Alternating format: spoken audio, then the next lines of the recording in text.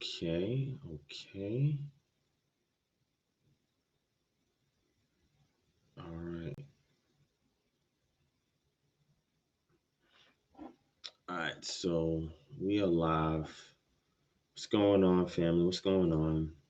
Just give me a second. Let me get set up. I'm gonna get it popping like we normally do.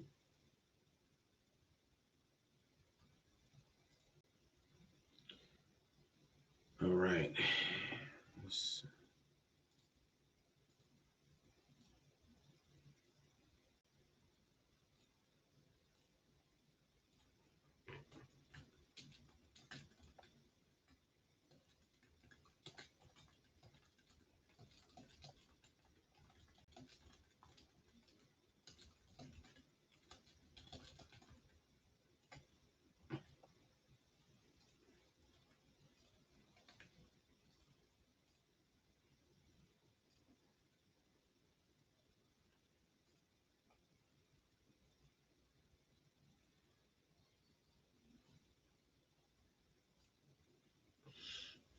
All right. Shalom, family that's coming in. Shalom to the Reubenite. 617. Let's get it. What's going on? All right. So just give me a second. Let me just get set up real quick, and then we're gonna get started. All right. Let's see.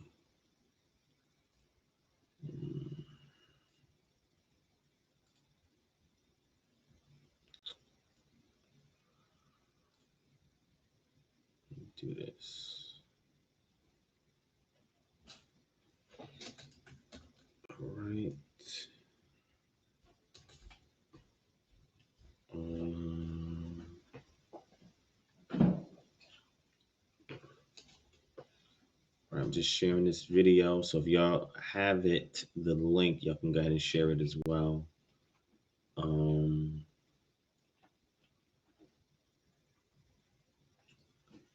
All right, so give me a second.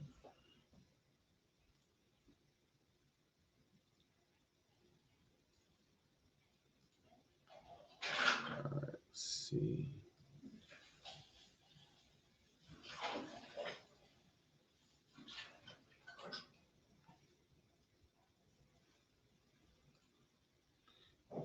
All right, let's see.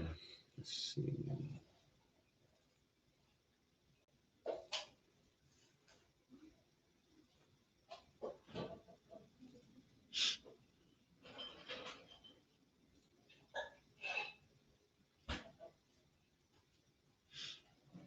Okay. All right, family. So we're gonna get started in 1 second. I'm just waiting for a couple more people to come into the chat. Let's see. Let's go back.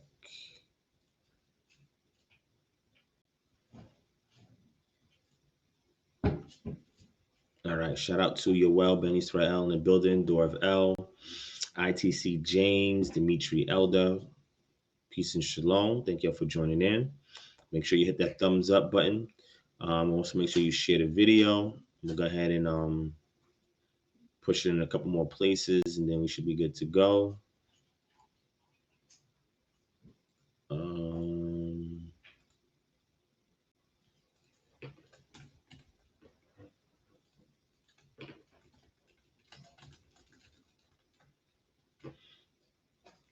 Okay. I don't know what's going on with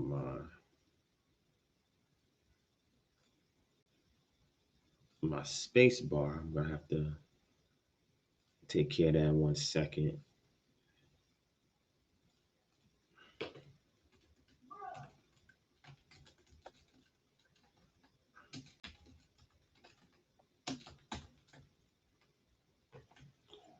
All right, let's see.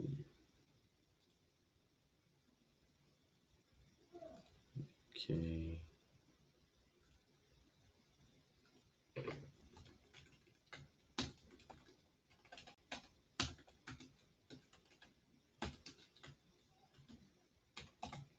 Okay.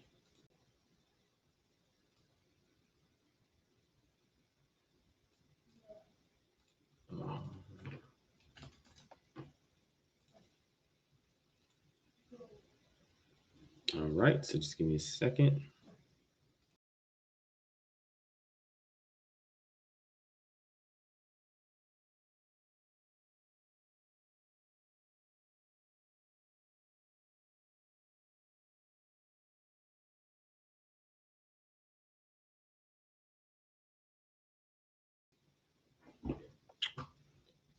Okay. All right. So shout out to Kenesha Morgan in the building. The Most High Child. Chris, what's going on? Channel number 5. Oh, Chanel number 5. My bad. Slow Flow to God. My brother Jordan Yarden. What's going on? All right, y'all. We about to get started. We got to get started. Shout out to my brother inside the nation in the building, Abiyah. What's going on, my brother? I was just on his show yesterday, dealing with Acts 21. I might touch on that a little bit today. We'll see. We'll see. I don't know why I didn't show up. I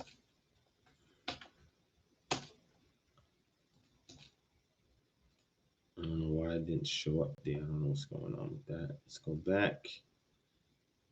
All right. All right. That's enough of that. Yeah, I'm down with it, man. Shout out to Rodney Frederick in the building. Minister Maccabi, what's going on, my brother? All right. So, make sure you share this video. All right. Share this video. And make sure you hit the thumbs up button as well. Right. So we can get this at the top of the search engine, YouTube. Okay. And let's get started. All right. All right. So we're gonna go over a couple things. First thing I want to say is I apologize to y'all for not having a Freestyle Friday session last Friday. I was not feeling well. I actually got ill. What was it Thursday evening? I was having intense and excruciating, agonizing. Just immobilizing. I don't know. There's so many words, descriptive words, or adjective you can use to describe it. Pain in my kidney. It was really terrifyingly debilitating. Okay. Now I've had that pain in the past. I had 2 episodes of that in the past. But it was like a long time ago. It was years ago, right? So I already knew what was going on. Okay. And this happened Thursday evening, and it was like a quick onset of symptoms, right? There wasn't even no ramp up unto it. It just came right on a little bit after 11 p.m. on Thursday. And I was just stricken with a kidney stone, right? And this lasted, the pain lasted all the way until Wednesday. So we talking about almost a whole week. I was out of commission. I was bedridden. So I was able to get out the bed a couple of times. I even made an attempt to leave out the house, but I had to come back. It was that bad. You know what I'm saying? I had to work from home and everything like that. So it was really, really, really bad. Okay. And the pain was unbearable. I was going to tough it out Thursday evening until it passed. Friday all day, I was like, man, this is crazy. Saturday, I was like, man, this is too much. So I was like, yo, after the Sabbath, I'm going to go to urgent care, and I'm going to go, just speak to a doctor about it and see what they prescribed, right? Because the pain was so intense. I don't take ibuprofen. I don't take aspirin. I don't take naproxen. I typically don't take any of that, right? Typically, if I get like a slight headache, which is not that often, I'll typically, just hydrate myself. There's different types of headaches: sinus headache, tension headache, etc. And they have like 4 types of headaches, a chart. So you can see, depending upon where the pain is at, you know what type of headache you have and you know what to do to alleviate it.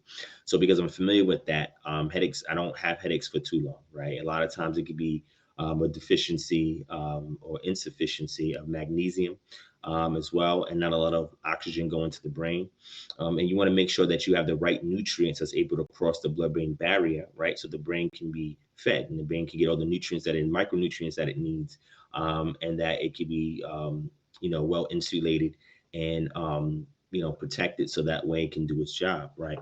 And there's other items you can get to kind of assist the brain to do what it needs to do, and that's why supplementation as part as your diet is important. So in the case with these kidney stones, I had to go see the doctor because the pain was too much. I tried some ibuprofen, that was not working. And the thing about kidney stones is that you have what's called renal colic, and the pain comes in waves, right? So it's almost like childbirth, but it's worse than childbirth. If you look on the McGill Pain Index, kidney stones is like number 2 of the worst pain that you ever get. It's worse than broken bones, worse than a gunshot, worse than childbirth. At least with childbirth, they can alleviate it with an epidural, right? Epidurals don't work with kidney stones, right? That's how excruciating the pain is. And when I say that I wouldn't even wish this pain on Hashatan himself, that's how bad the pain was, man. It was intense. Okay, so when I went to the doctor, I already know what the doctor was going to say. He confirmed it. Typically, what they do is they do a urine test. They want to see if there's blood in your urine or if there's leukocytes. If there's leukocytes or white blood cells in your urine, that's indicative of an infection.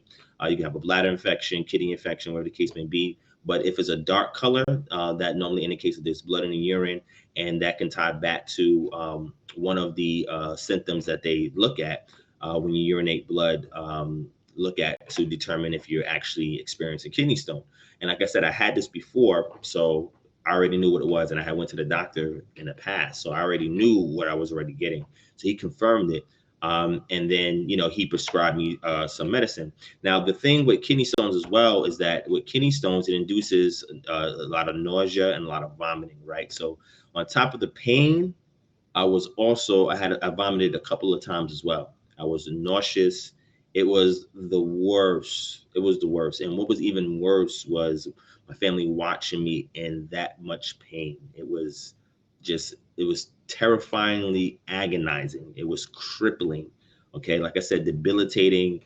I mean, I just couldn't do anything. It was really bad. And I was just, wow, it's the worst pain. Like I said, there's nothing for it. So he gave me tramadol, which is a pain reliever, right?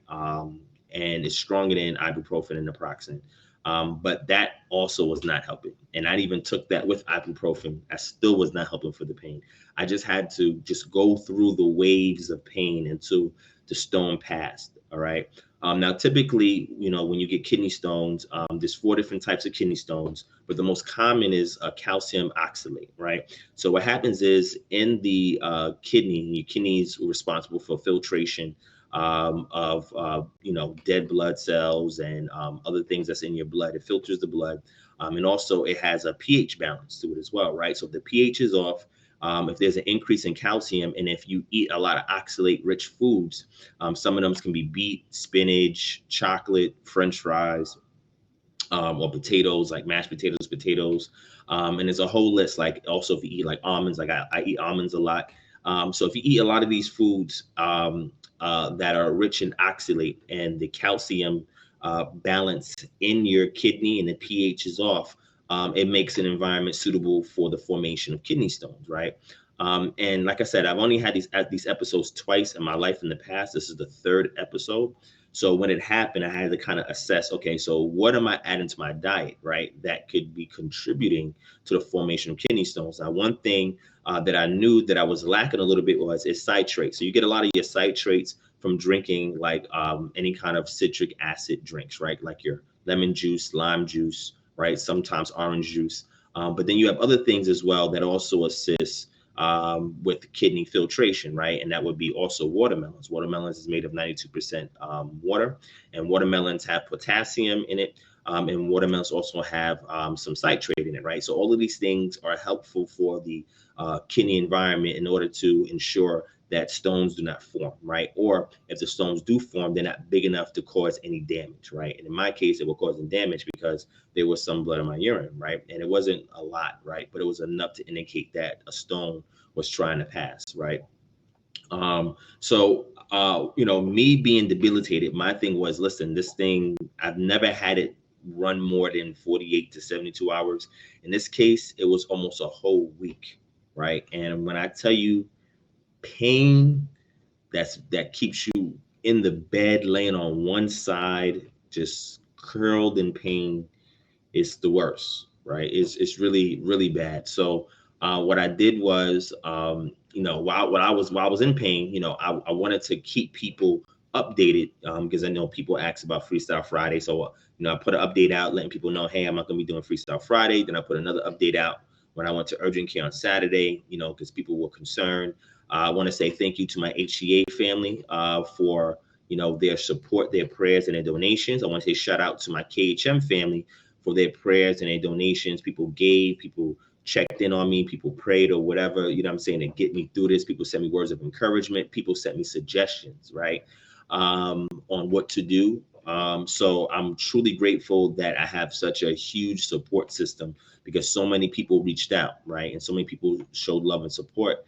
And this is why I give back, right? This is why I do what I can to help other people, because I want to establish rapport and relationships. So when I'm in need, people can come to my aid as well, right? And that's the type of community that we have to create, right?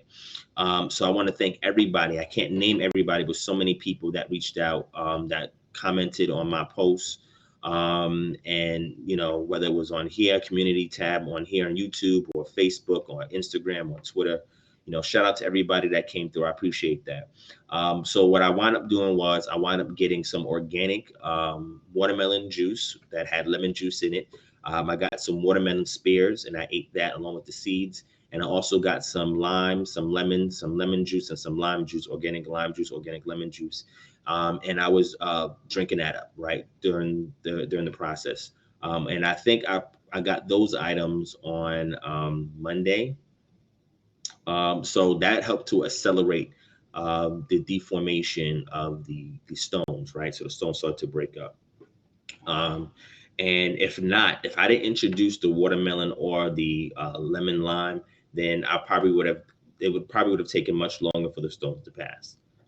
And I'm certain of that, right? I'm really certain of that, right? And a lot of times there's some misinformation when people believe that you have excess calcium that can create the formation of stones, and that's incorrect. That's typically when you're deficient in calcium that you start to have stones to form because the high oxalate there has to bind with something, right? So there's a very intricate process that goes on in the kidney. And if you study anything about your renal tubes, and understand the process of reverse osmosis, filtration, and so forth that goes on in the kidneys, then you understand when something is wrong with you, you can diagnose it, right? But with kidney stones, once they're formed, you can try to break them up, but they still have to pass, right? And that was, man, like I said, look up the McGill pain index and look to see what kidney stones at. Kidney stones is higher than a gunshot, stab wound, childbirth, broken bones. I mean, anything you could think of, it's higher than that, right? It's oh man, like I said, I've never felt pain like that in my life. Like the other two times I had it was bad. It was really bad. This topped it. But I had to tough it out. And that's what I did. I tried to stay as proactive as I could. And like I said, the pain meds wasn't working. The doctor gave me some anti-nausea medicine, gave me some antibiotics. Why? I guess he wanted to cover all bases. And then gave me Flovax. And Flovax, what it does is that it opens up your urethra. So that way it can allow the stones to pass easier, right? But that also causes dizziness and headaches, as well as the tramadol can cause dizziness and headaches. And the other medicines that he gave me, all of them could do the same thing. So imagine me, trying to stop vomiting, but also I'm dizzy, I'm getting headaches. And this is why I don't deal with, allopathic medicine, right? This is one of the drugs I ain't even finishing. I'm not finishing. This is the pain medicine here, the tramadol. I did take the antibiotics, but I have probiotics and other items that I consume. So I was able to replenish my good bacteria, because anytime you take antibiotics is indifferent. It kills good and bad bacteria. And, your gastrointestinal tract needs to have a flora, healthy gut flora of probiotics. So I had to replenish my probiotics, and also to kind of filter out or help the toxins from the medication filter out. I had introduced some of the activated charcoal. I took several teaspoons of this. And this has a neutral taste to it, but this is good for detoxifying your body, especially after you done loaded yourself up with meds. And when your episode is over, then you do your activated charcoal, flush you out. There's a couple other things you could do as well to help with flushing out. Like dandelion root is good also for flush. You can get some zeolite, that's good also for a flush. And a couple other items you can do if you're doing detoxing or whatever the case may be. But like I said, man, that thing was the worst, man. So I thank the Most High that I got through it. I thank y'all for getting me through it as well. Man, I greatly appreciated that. Yes, cranberry juice is good for UTIs and in your bladder. Kidney wise, it's not really helpful for kidney stones per se, according to the scientific and medical journals and articles that are written on kidney stones. And I'll show you one in 1 second. But cranberry juice is good for, good urinary tract, right? So, I mean, but again, I toughed through it. Like I said, I did on the fly diagnosis and analysis and made some adjustments, and I made my way through it, made sure I drank a lot of my alkaline water as well, because if your pH balance is off in your kidney, that can also create an environment for stones to form. And it's funny because somebody had left a comment and said, "Oh, I thought you was into health." So what is that supposed to mean? I'm Superman? That means I'm impervious to harm. That means nothing can happen to me because I'm into health. That makes absolutely no sense. Okay, nobody has a perfect body. Everybody's susceptible to anything. We're going to talk about the coronavirus in a second as well. So I don't care how healthy you are, you can still be subject to almost anything that's out there because you're in an environment that's not conducive to your health. Okay, so you're exposed to so many things on an everyday basis that anything can happen to you, right? And even if it's not, a health ailment per se, it could be some kind of trauma incident. Anything can happen to you, right? So nobody's Superman, right? So it doesn't matter how good you are and taking care of your health, you can still get ill, you can still get sick, you can still get injured, you can still get harmed. These things can still happen to you. The thing is that when it does happen to you, you analyze what happened, why it happened, you get to the root cause of it. And then once you address the root cause, then you make adjustments. So going forward in the future, it doesn't happen again. That's how you live. That's how you learn. That's how you grow, right? This is how you get better, okay, on your health journey, all right? So I said to myself, yesterday, so the pain stopped on Wednesday evening. I didn't have no pain episodes Thursday or today. Thank ya. But I said, I want to go live, right? Because I want to talk to the family. I want to put some information out there before we jump into February, right? So I pushed through, lightheadedness. Like right now, I'm a little bit lightheaded. And a little bit weak, right? But I've been doing what I can to regain my strength and detox, so that way I can get this medication out my system so I can be less lightheaded, right? But I decided I'm gonna push through, and I'm still gonna speak to the family because y'all support me. Y'all was there for me while I was going through it. So, I want to show love back and say thank you, okay? So that was my journey. I'm going to read something to y'all real quick. So anybody who's not familiar with kidney stones, I'm going to read you a couple of paragraphs real quick to get you acclimated with it. And anybody out there, if you suffer from kidney stones, like I said, I gave some suggestions. Suggestions is make sure you increase your calcium intake. Make sure you decrease your oxalate, OXALATE, oxalate-rich foods. Make sure your blood is the right alkaline level, which should be 7.35. Make sure that you are drinking lime juice. Best kind is to get key limes, get some alkaline water, and squirt some key limes in the alkaline water. Going in the body is acidic, but once it goes into the system, it turns alkaline. Okay, so get some key limes. Lemons is good too. Key limes is better. And drink lemon juice or lemon water, which is better, or key lime water a couple times a week if you can. Also, make sure you introduce watermelons into your diet. Eat the seeds as well, or you can put it in a smoothie. Okay. Stay away from spinach. Spinach is high in oxalate. Stay away from beets. Beets is high in oxalate.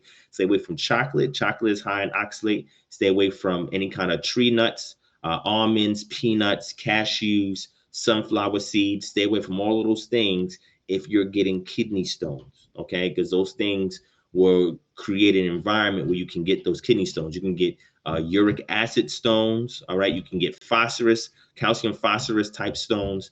There's several different types of stones. So you want to just avoid any high oxalate rich foods. okay? And make sure you introduce key lime water into your diet, watermelons into your diet as well. If you're a sufferer of that, make sure your calcium intake, you should be taking a whole food organic multivitamin, right?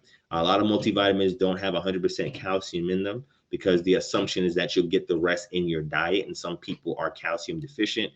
So you want to make sure that, you know, whatever you eat, look on the nutrition label on the food that you eat to see what the DV percentages or the daily value percentages, and whatever you see on that, match it with what's in your multivitamin and make sure you get 100%. Try not to exceed over 100%. You know, you have two different types of vitamins, water soluble vitamins and fat soluble vitamins. Some vitamins, they stay in the body. Some vitamins don't, like your B vitamins. So you want to make sure you replenish with B vitamins daily as well for energy and other things also. So just make sure you keep a healthy diet. Meats as well. Meat protein can also contribute to kidney stones as well. But it's not advised by the FDA or WHO or any other kind of health regulatory organizations for you not to or to decrease or to eliminate meat from your diet, they say. But you can supplement it. If you're vegan or vegetarian, you can supplement it. And you won't have to worry about if you're vegan or vegetarian from stones forming from plant proteins, all right? Because plant proteins have a different biochemical structure than you have your meat proteins. But you can still, if you're into meat proteins and you're having those episodes, I would say just stick to organic, white, lean meats and or fish. Salmon also can contribute to oxalate. Salmon is good also for your omega-3, 6, and 9 naturally, because you need those items as well. That's also good for the brain too. And you just want to minimize your meats during that process. Make sure you reduce your meals to 1 meal per day, because you don't want to put too much stress on your gastrointestinal tract, because there could be some blockage when you are having a kidney stone episode. And that's what I've experienced. Every time I've had a kidney stone, there was a blockage, right? Meaning that I was not able to go, right? So you want to minimize your meals to 1 meal a day. You want to drink plenty of fluids, right? Preferably alkaline water, key lime water, right? And you want to make sure that you get enough rest, right? At the same time, they recommend if you have a kidney stone, if you can move and stay mobile, that helps to break up the stone faster. But at the same time, it's so much pain. Like in my case, it was hard for me to move proactively, right? But these are things I'm just throwing out there for people who may have experienced this and need some relief or want to know, how do I prevent this? So I just gave you some gems right there, right? So let's go through this article real quick so I can move past this portion and we can move on to the good part, which is, look at that. I have another gift card giveaway today. Okay. So somebody's going to win this today just for being on this live, right? My Patreon subscribers, all of y'all, there's 2 giveaways I was supposed to do this past week. Wasn't feeling well, so I'm gonna do the giveaways this weekend, which is the cast and lot set that I have right here, right? I have the cast and lot set right here. All right, this is gonna go to one of our Patreon supporters. And then we have the Learn Biblical Hebrew Pack 2.0 over here. So somebody's gonna win that $290 value package for free. And they're gonna win this cast and lot set, which is valued at almost $100 for free, right? And then once I get these giveaways out the way, this is going to be for a drawing. The cast and lot set is going to be for a drawing. The other one is going to be for a challenge. And then after these are done, then we're going to pay a bill, right? So the next giveaway is just, you know, we're gonna pay a bill. So we're going to have people inbox us on Patreon bills under $200. They're going to inbox it to us, and we're going to assess them. We're going to put them in a bowl to draw from, and we're going to pick somebody's bill. We're going to pay somebody's bill, right? So once we get these 2 drawings out the way, then we're going to start paying bills, all right?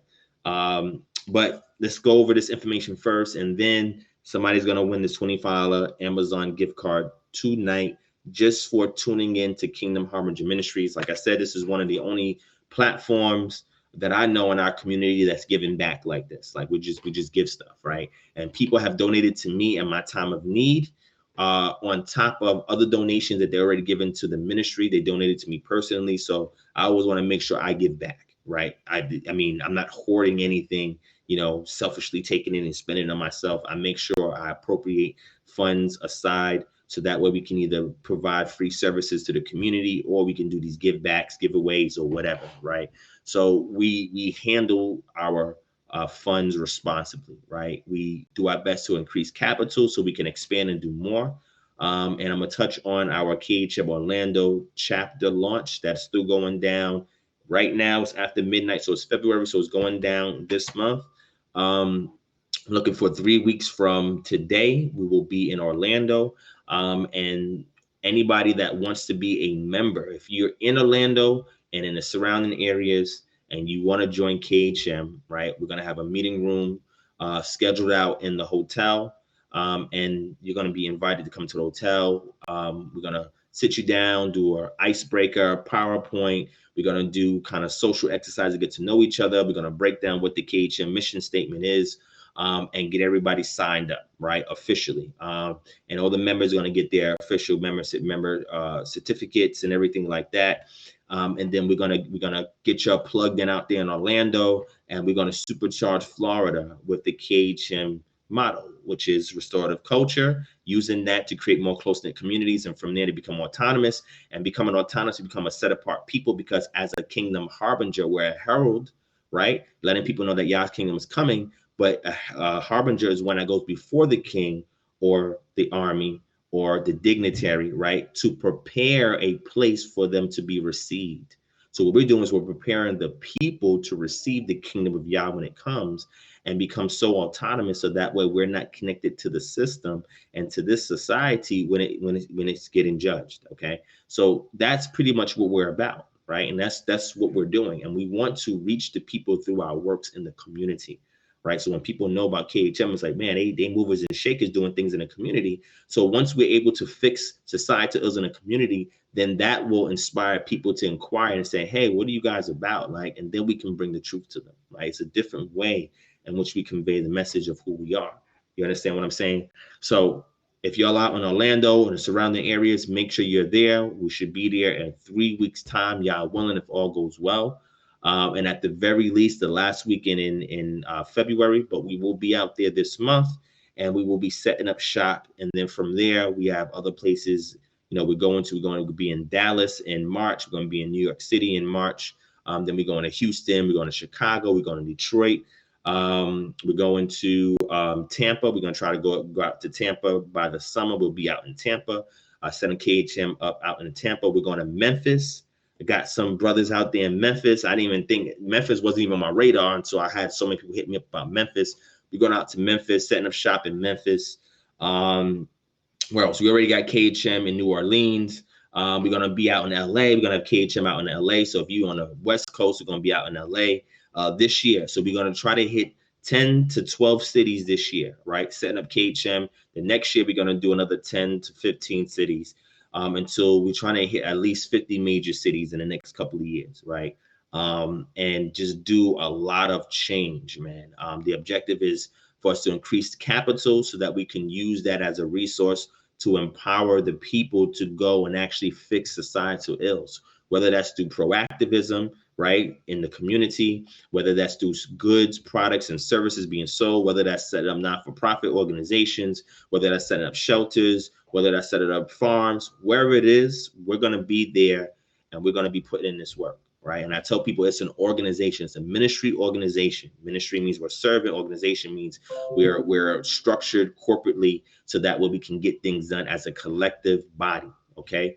And if you were part of a congregation or church or camp or whatever, it doesn't matter. As long as you can hold to the values of the ministry organization and you're willing to put your hand to the plow and get the work done, then you can join our organization, right? So we're not telling you, oh, you got to stop going to your congregation and join us. And like, nah, that's not what we're about. Like, we're a movement. We're moving and shaking, getting things done, and inspiring other congregations and camps and churches and organizations to put their hands to the plow and get the work done. We want to make them jealous of the work that we're doing to force them to step their game up. That's what we're about. That's what we're doing.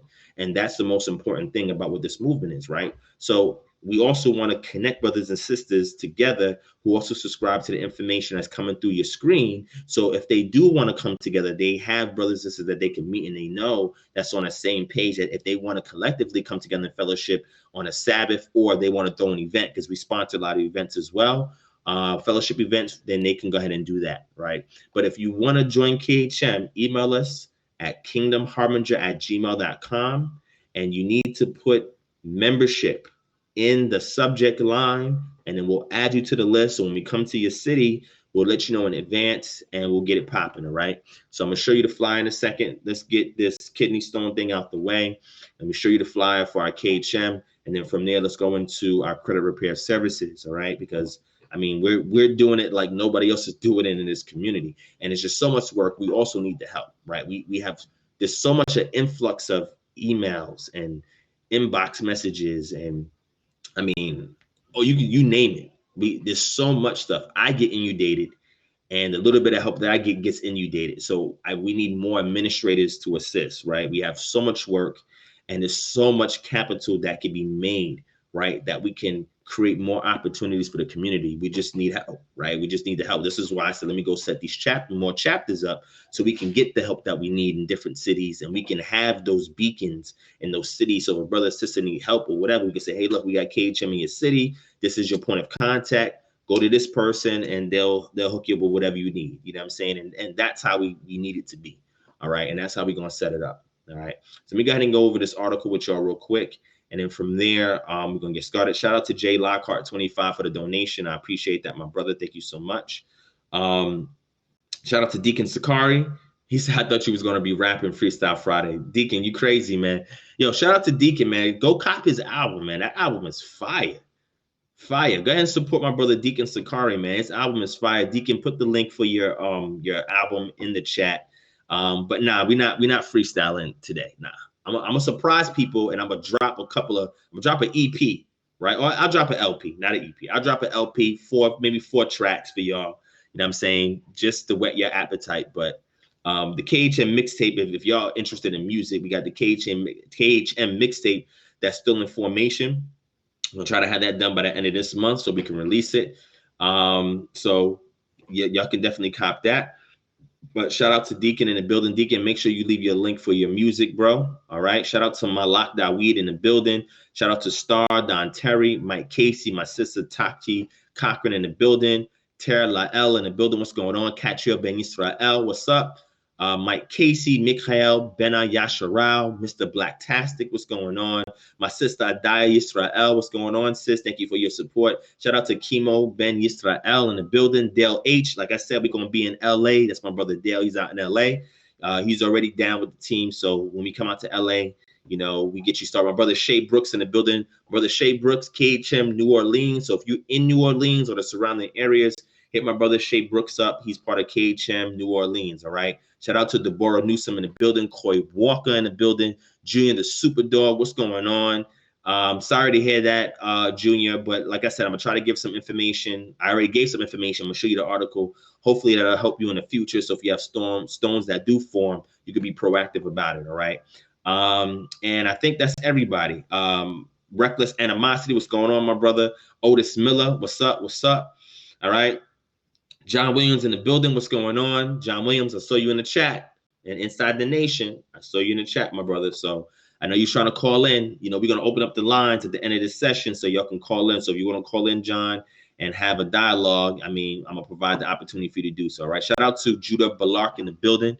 All right. So family, let me go ahead and show you this information, man. Let me go ahead and show you this information real quick. Let's speed through this so we can get on to a couple more topics. But let me go ahead and let me grab this real quick. All right, kidney stones. I want to show y'all some information on this. I want to show you this article first. I think this is the article I'm looking for.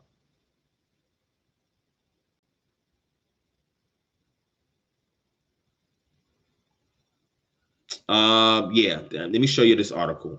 I'll show y'all this article. And I want to show y'all this other article real quick because I know some people probably are suffering from this, man. you know. And because we do health at naturopathtoeden, we also discuss health on this show. You know what I'm saying? So,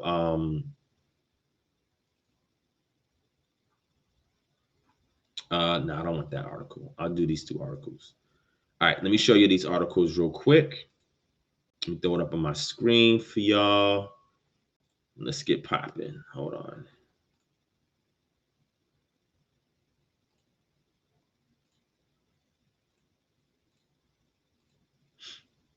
All right, let's throw this up.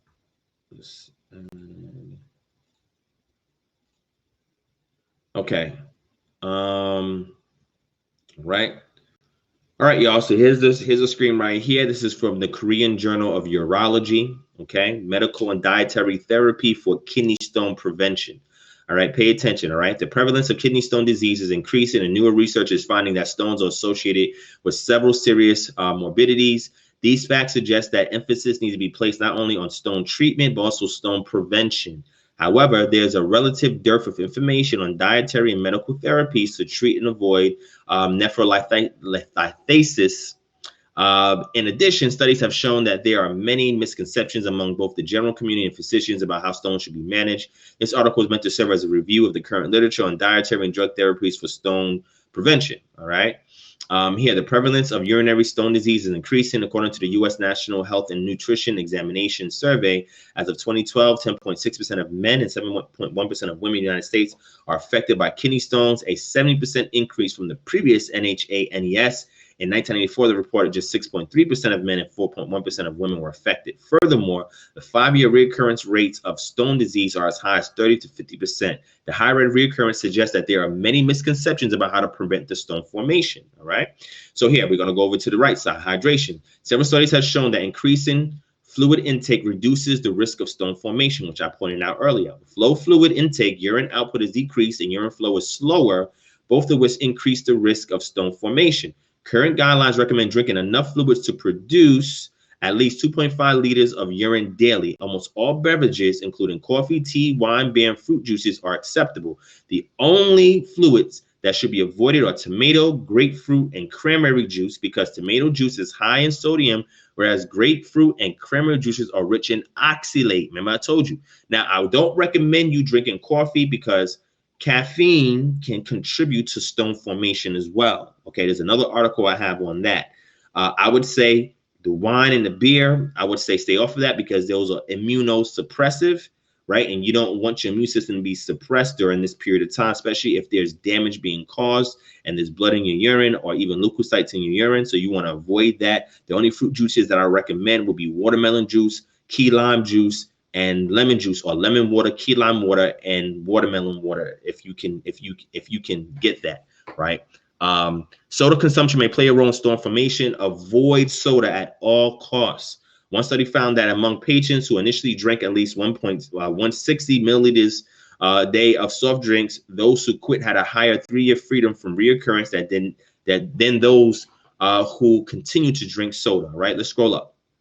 Right. Summary of dietary and medical therapies for kidney stone prevention. These are the things that doctors should know.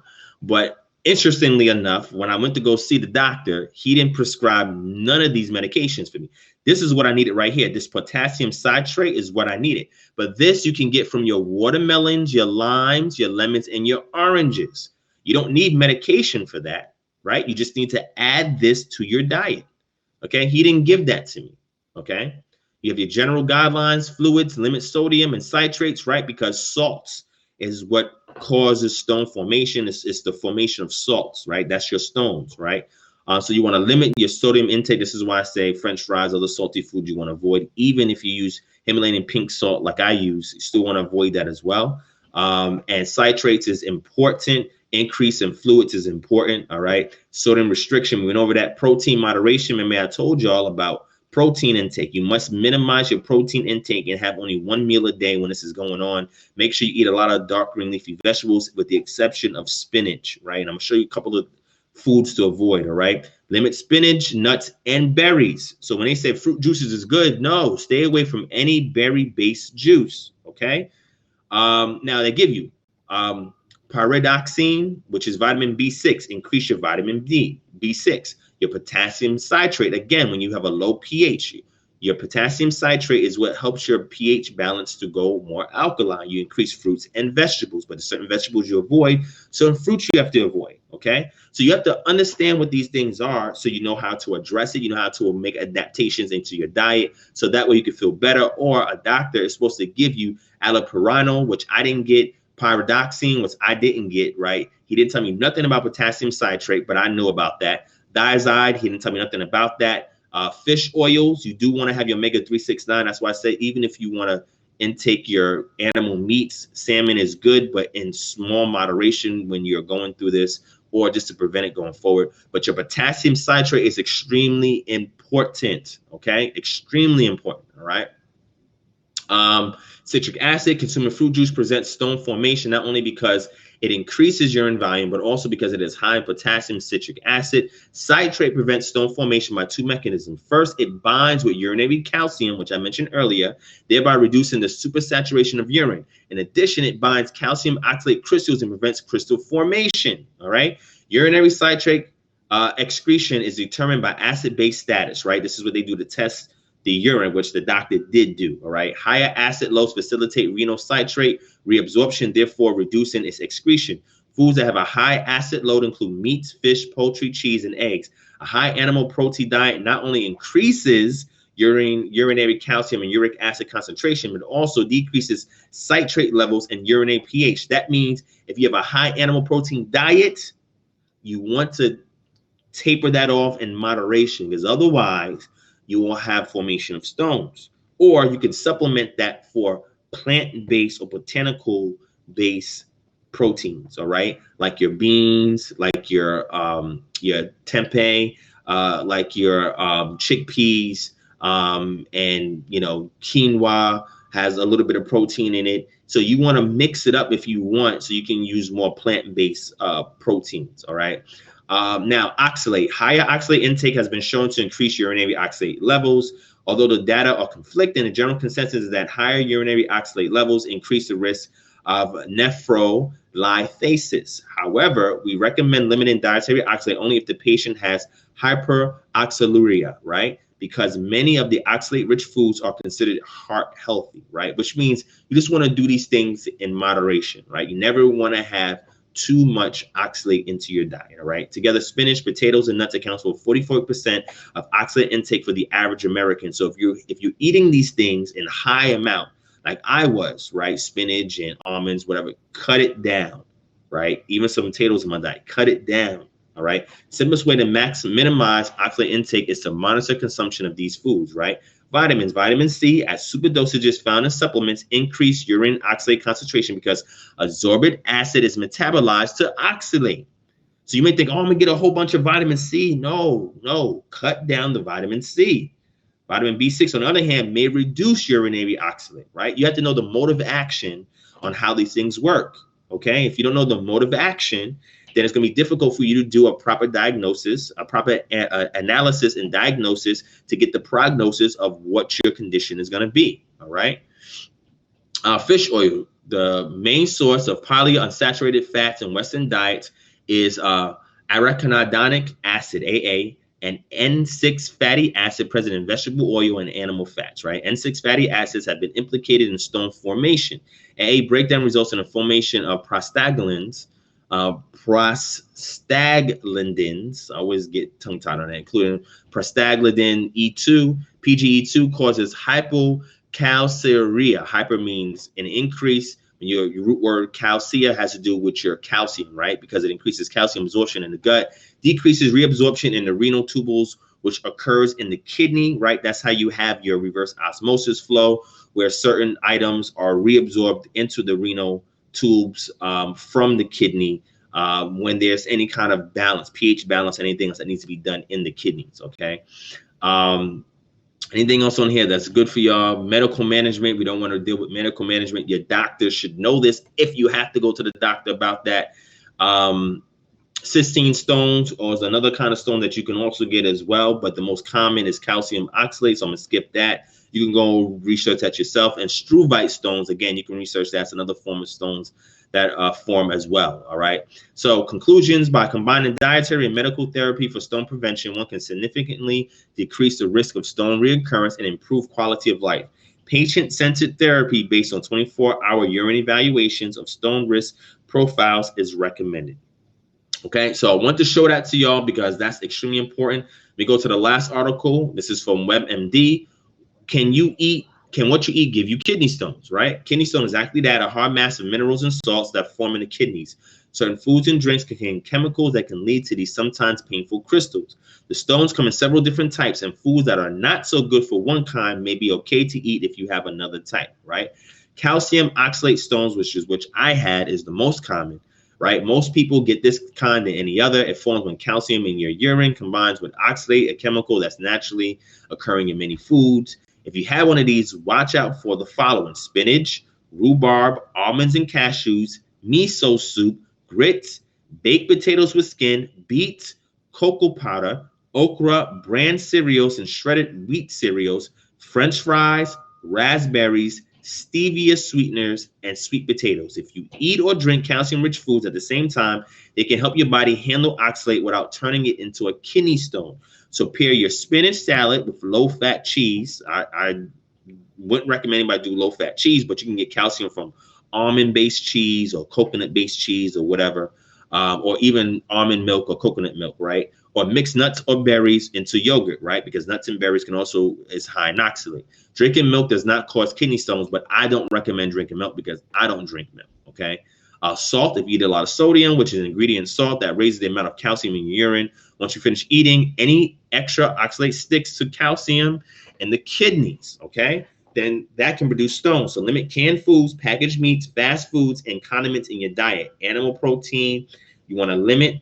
Vitamin C, you know, we don't do pork. I don't do red meat, whatever. Moderation in eggs. I don't do cheese like that. I do fish here and there, right? It says may raise most chances of kidney stones, but you want to do these things in moderation, right? But you can get calcium phosphate stones, like I mentioned earlier.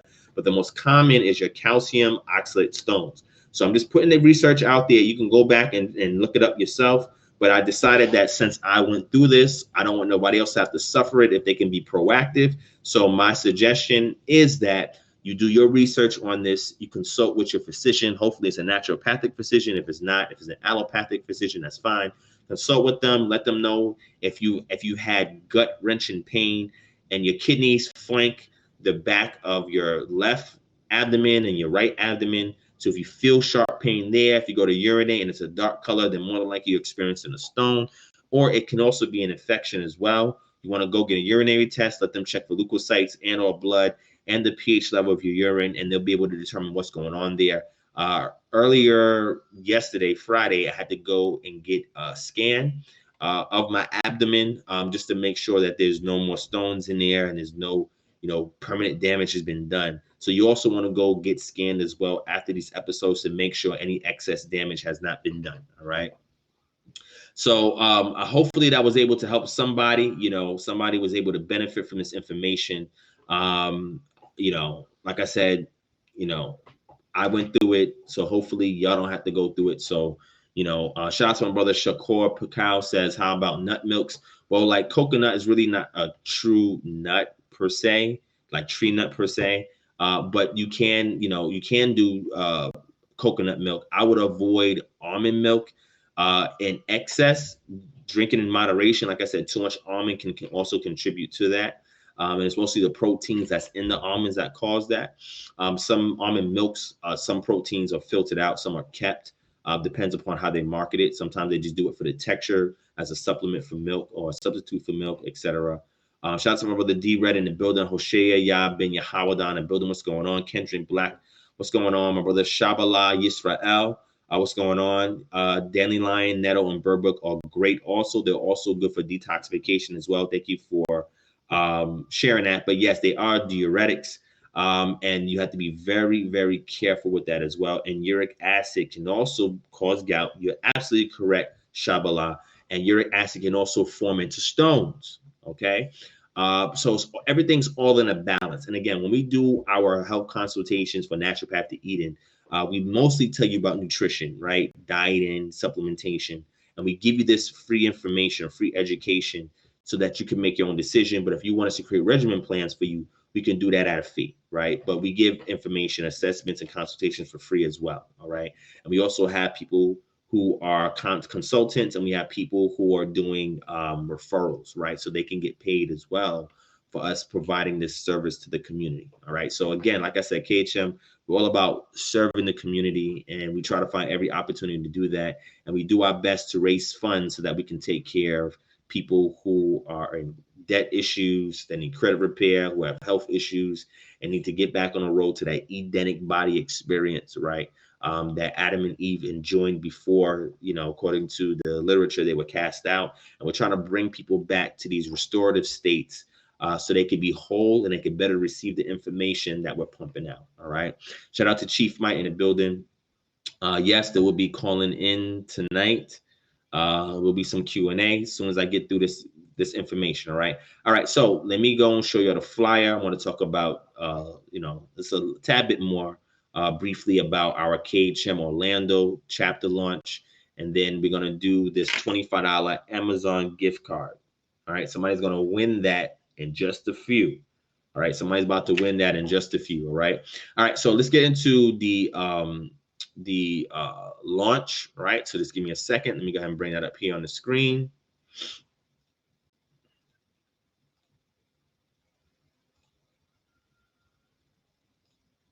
All right.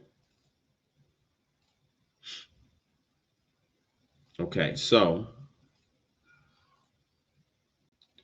all right, so right there on the screen, Kingdom Harbinger Ministries presents KHM Orlando chapter launch coming soon, February 2020. All right, for more details, just email us kingdomharbinger@gmail.com or call 449392280. Leave a message and we'll get back to you with more details. All right, like I said, we're aiming for 3 weeks from today, which will be the 22nd, and at the latest the 29th, well, the 21st, and at the latest the 28th. But we will be there towards the end of February. All right. Again, we're setting up a KHM Orlando chapter. We're going to have rent out a meeting room at a hotel. We're going to gather. Everybody's going to get their membership certificates. They're going to get a brief PowerPoint presentation of what KHM is about. We're going to see what your skill sets are, what trades you have, what businesses you have, what not-for-profit organizations that you have or want to start. And we want to see if anybody's interested or involved in community proactivism, and explain what restorative culture is, what establishing a more close-knit community is, and what autonomy actually is, because autonomy is what makes you Kodesh, it what makes you set apart. Okay, and we're gonna, spend about 2 hours or so there, doing some icebreakers, getting to know each other, understand what the mission assignment is. Assigning a point of contact, administrators, etc. I'm gonna give free stuff out to y'all as well. So we're gonna have a great time.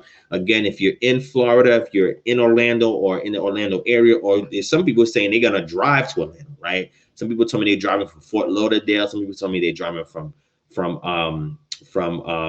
Tampa. Some people tell me they're driving from Miami. Some people tell me they're driving from Jacksonville. I'm like, yo, y'all ain't got to do all of that, but if y'all want to drive, to Orlando, be there in Orlando, man. Let's just get to meet each other. Let's socialize, let's fellowship. Let's get KHM established and let's do this community work, man. All right. So here's the flyer right here. The details here at the bottom. Here's the email. You email us if you're interested or call us. And again, on this channel, we'll give you the more definitive date. But just make sure you have a plan to be in Orlando on the 21st or the 28th. Of this month, right? We'll let you know by next week. You'll know for certain which day it is. But if you're unsure, here's the details here. All right. So that's for y'all right out there. All right. So let me switch over to this. All right. So also, if anybody out there is looking to make some additional money, okay, we are hiring for our consultant team, our credit repair, debt elimination consultant team. You can make up to 50% commission, or you could just join our referral program. We give you a unique referral code. We refer people to us. And when the people, after they get their free assessment and consultation, if they want to pay for or donate for our services that we offer, our paid services, then after we fulfill the service and we collect the funds, then you get a commission from that, right? Whether you're a referral or whether you want to do a consultant work and actually speak with the people, we'll train you on how to do that and make up to 50% commission. So if they purchase $200 in paid services, right, and we complete the services and collect payment, then if you're doing the referral, you get 25% of that, which is $50. Or if you actually do the consultant work, you get $100 of that. Okay. And we have services that go all the way up to $500, right? So if you want to make some money, right, if you want to get employed or do something on the side or whatever, here's an opportunity to do so. Email us at jubileemanumission@gmail.com and we'll hook you up if you want to make some side money. Okay. Now, for those of you who are getting your tax returns, your tax refunds, and you want our services, right? So what we do is we give you a free assessment to let you know we can help you. Then we give you free consultation, which will educate you on what to do. But most people, about 80% of our clients, defer to us to actually fulfill the paperwork for them. And then once we complete that, we collect the fee, right? It's called a paid service, so we collect the fee. So if you want to invest some of your tax return or tax refund money, so that way you can get a clean slate when it comes to your credit report, right?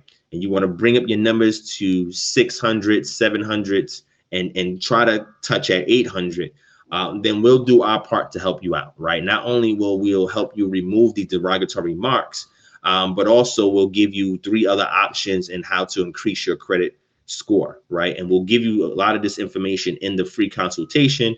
But if you want the paid services, we'll do most of the work for you. And then you can also get our other credit increase services.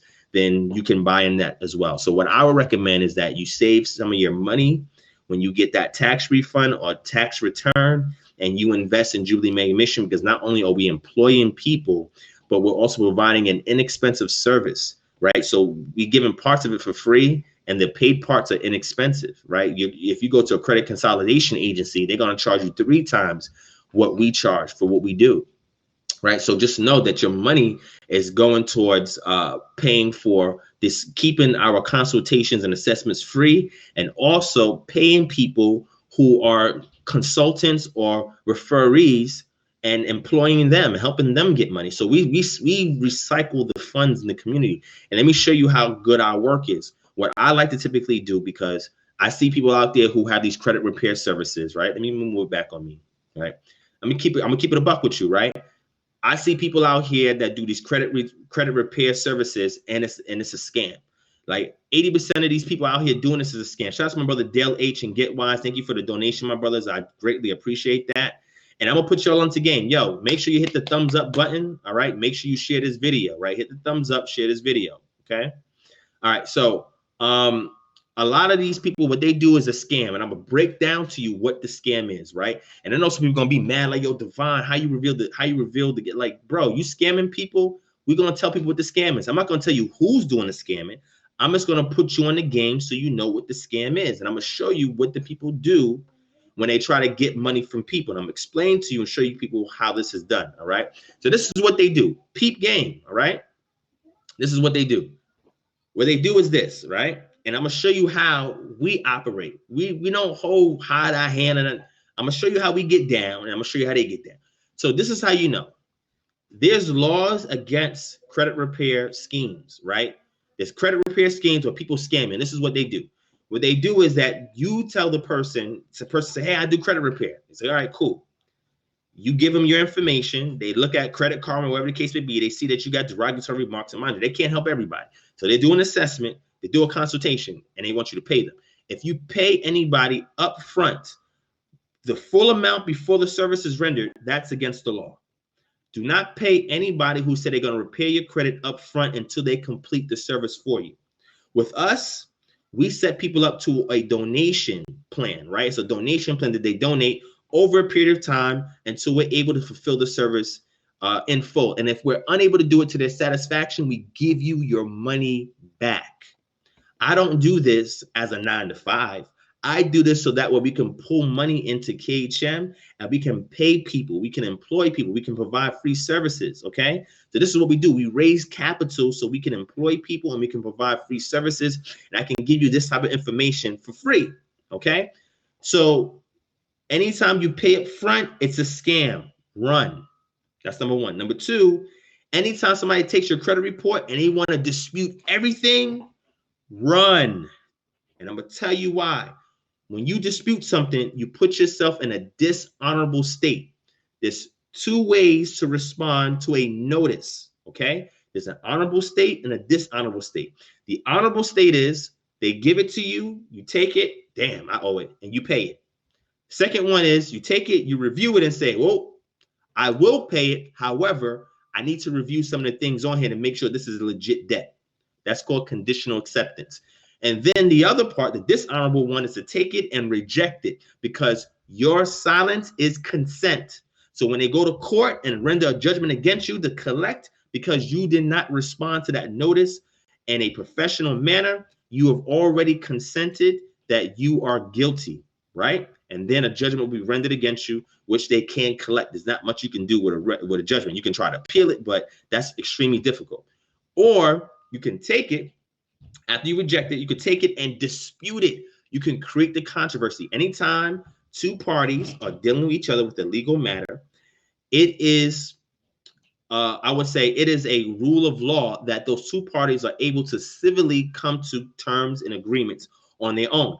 Anytime one party creates a controversy in which a third party has to intervene and adjudicate over the matter, that party that went for that requested or created the dispute is already in a dishonorable state.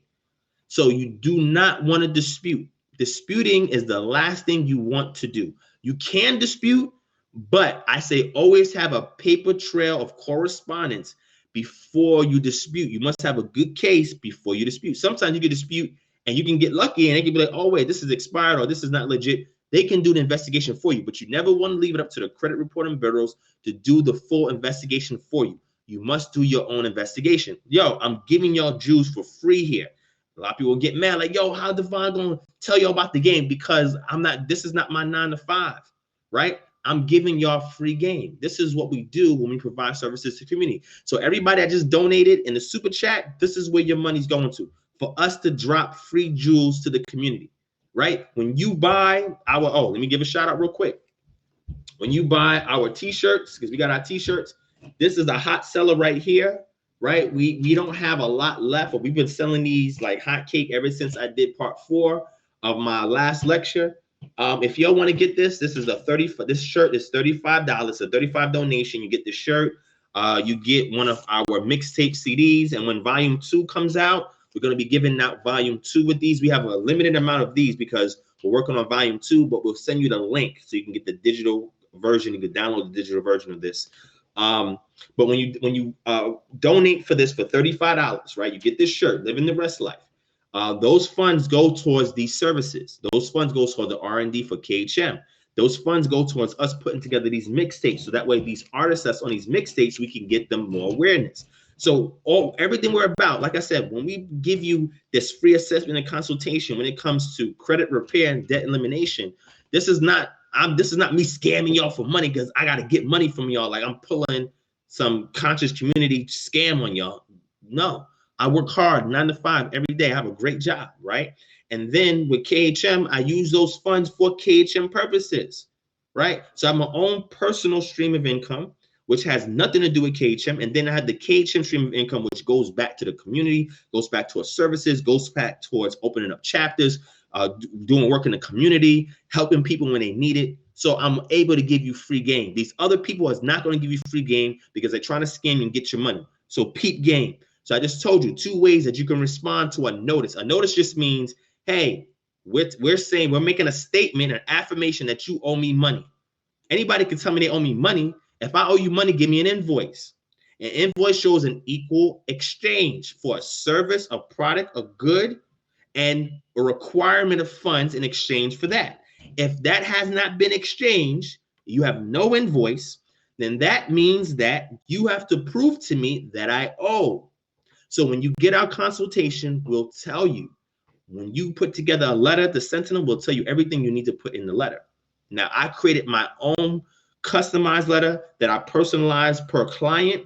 And a lot of that, how I drafted up, is my own personal IP. So I don't put it out there publicly. But what I do is I tell you all the main points in that letter so you can draft your own letter and you could do it yourself. A lot of times people are a little, they're a little hesitant on doing it on their own. So they defer to us, which is fine. You pay us a small fee after we render services to you. And the fee that you pay is just a donation that goes back into the pot to help more people. I mean, you cannot beat what we do here at KHM. You cannot beat it. And I want to continue to do this here so that we can force all these other groups out here to start doing more for free for the community. Or when you raise your funds, learn how to take the funds or the capital that you raise and learn how to invest it into your organization so that you can expand and you can do more for the community. And that's what we're about. All right. So this is why when I say to y'all, they get your report, they dispute everything. Peep game. When you dispute something, the credit reporting agencies have to remove that derogatory mark off of your credit report until they complete the investigation. It could take 30 days, 60 days, 90 days, whatever the case would be. But when they remove it, let's say you have 8 derogatory marks. When they remove 8 marks, your score shoots up. Now, here's the game. So once your score shoots up, they say, look, we got your score up. So pay us a little bit because we disputed it because they know how the game works. You pay them and they say, wait, let me give you more services. So this is what they do.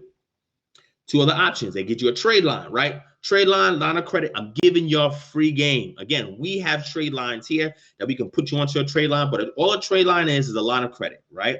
And what they do is that they give you what's called shelf corporations, or they give you these third-party trade lines that they add you to, that you pay to get added to, so that you can ride off the credit line of whatever organization, corporation, or individual whose credit line that is. They get added as an authorized user so you can ride off of their credit. That's how that works. So then they try to sneak you on that.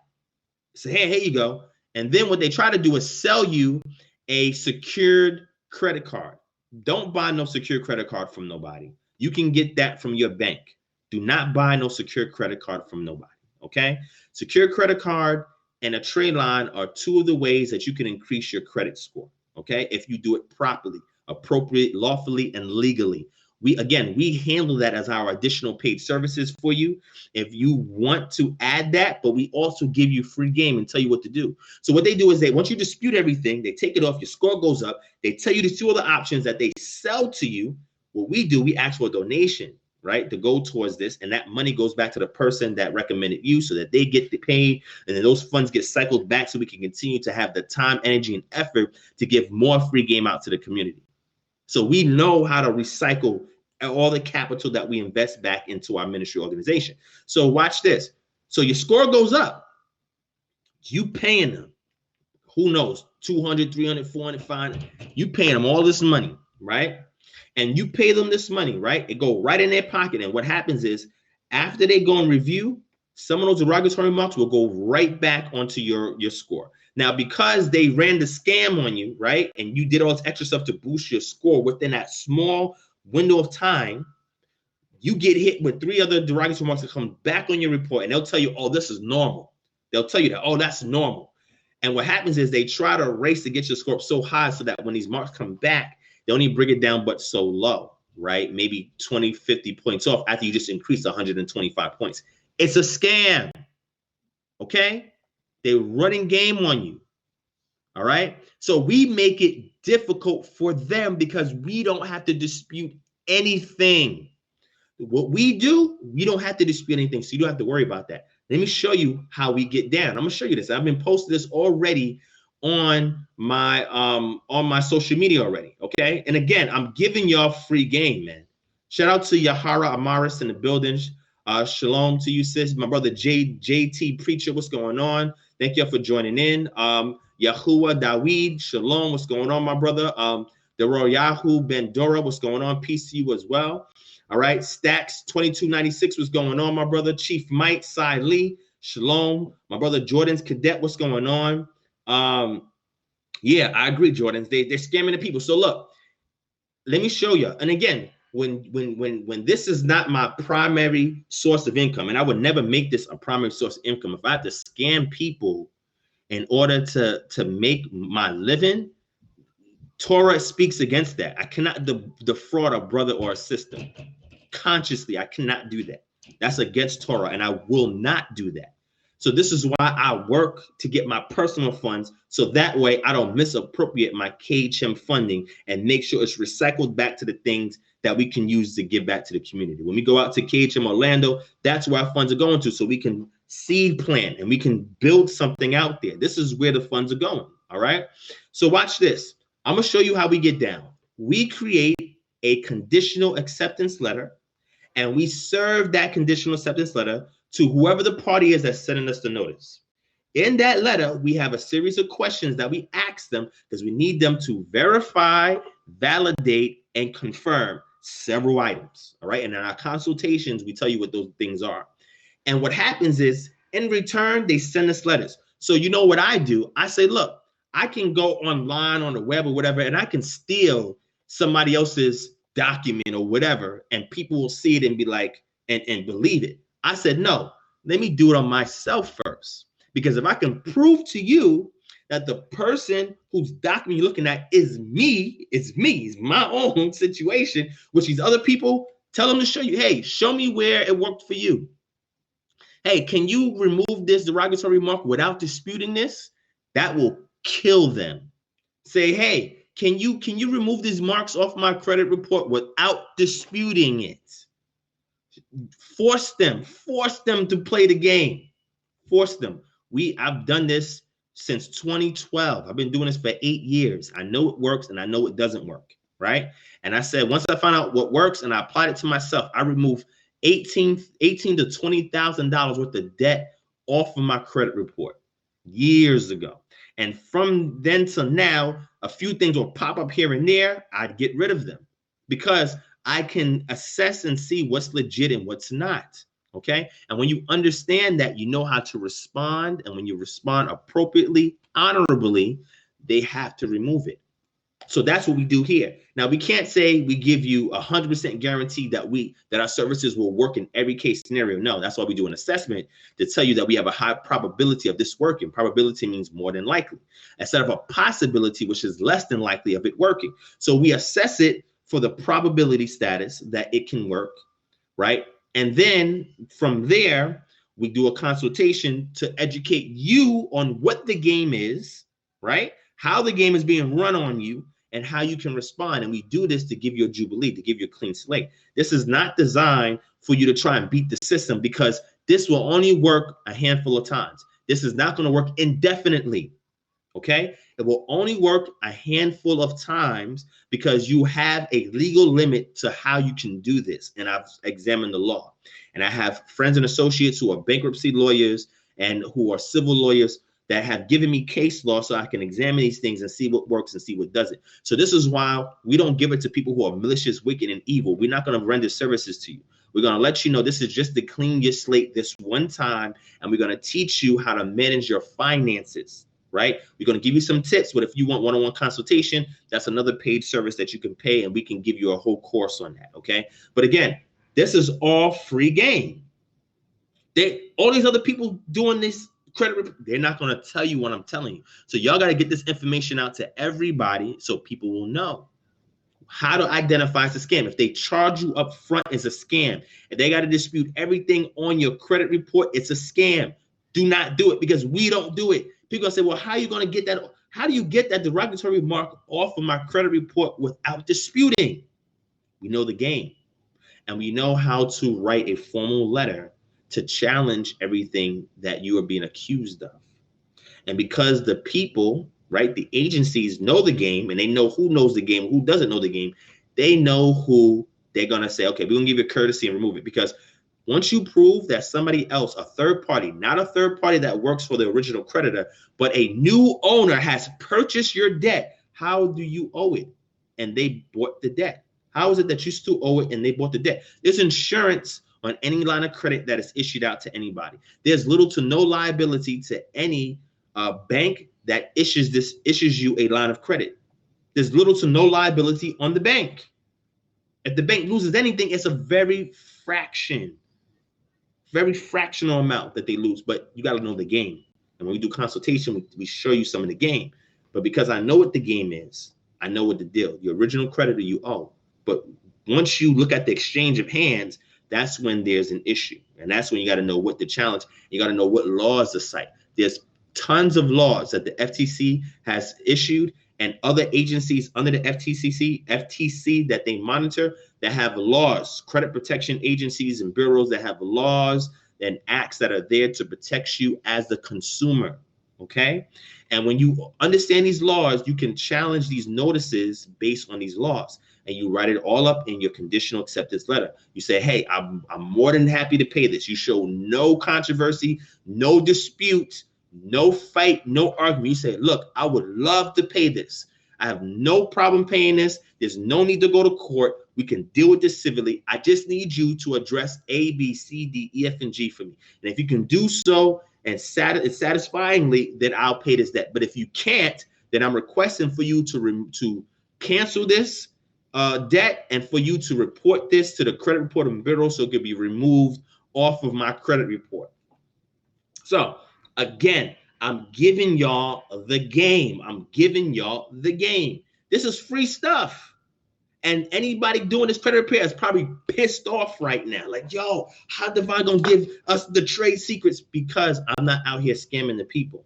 And when you can build trust with the people, people will still support what you do. You don't have to force a dime out of them. You just give them something of value, and people know how to identify value, and they're willing to pay for it. They're willing to support it. Okay. So this is how we operate with KHM. Okay. So shout out to my brother Gottrell McKinney in the building, Mark Moore in the building. What's going on?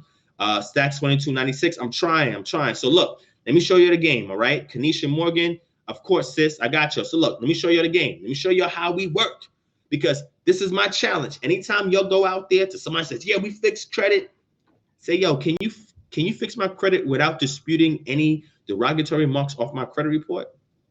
Ask them that and say, hey, once you dispute everything for those 30 days, are you gonna, or any of those things gonna come back onto my credit report? Like within 30, 60, or 90 days, is that a possibility? If they say yes, run. If they say, yeah, we're gonna dispute everything, run. And if you ask them, hey, do I have to pay you up front before you render any services? If they say yes, you run.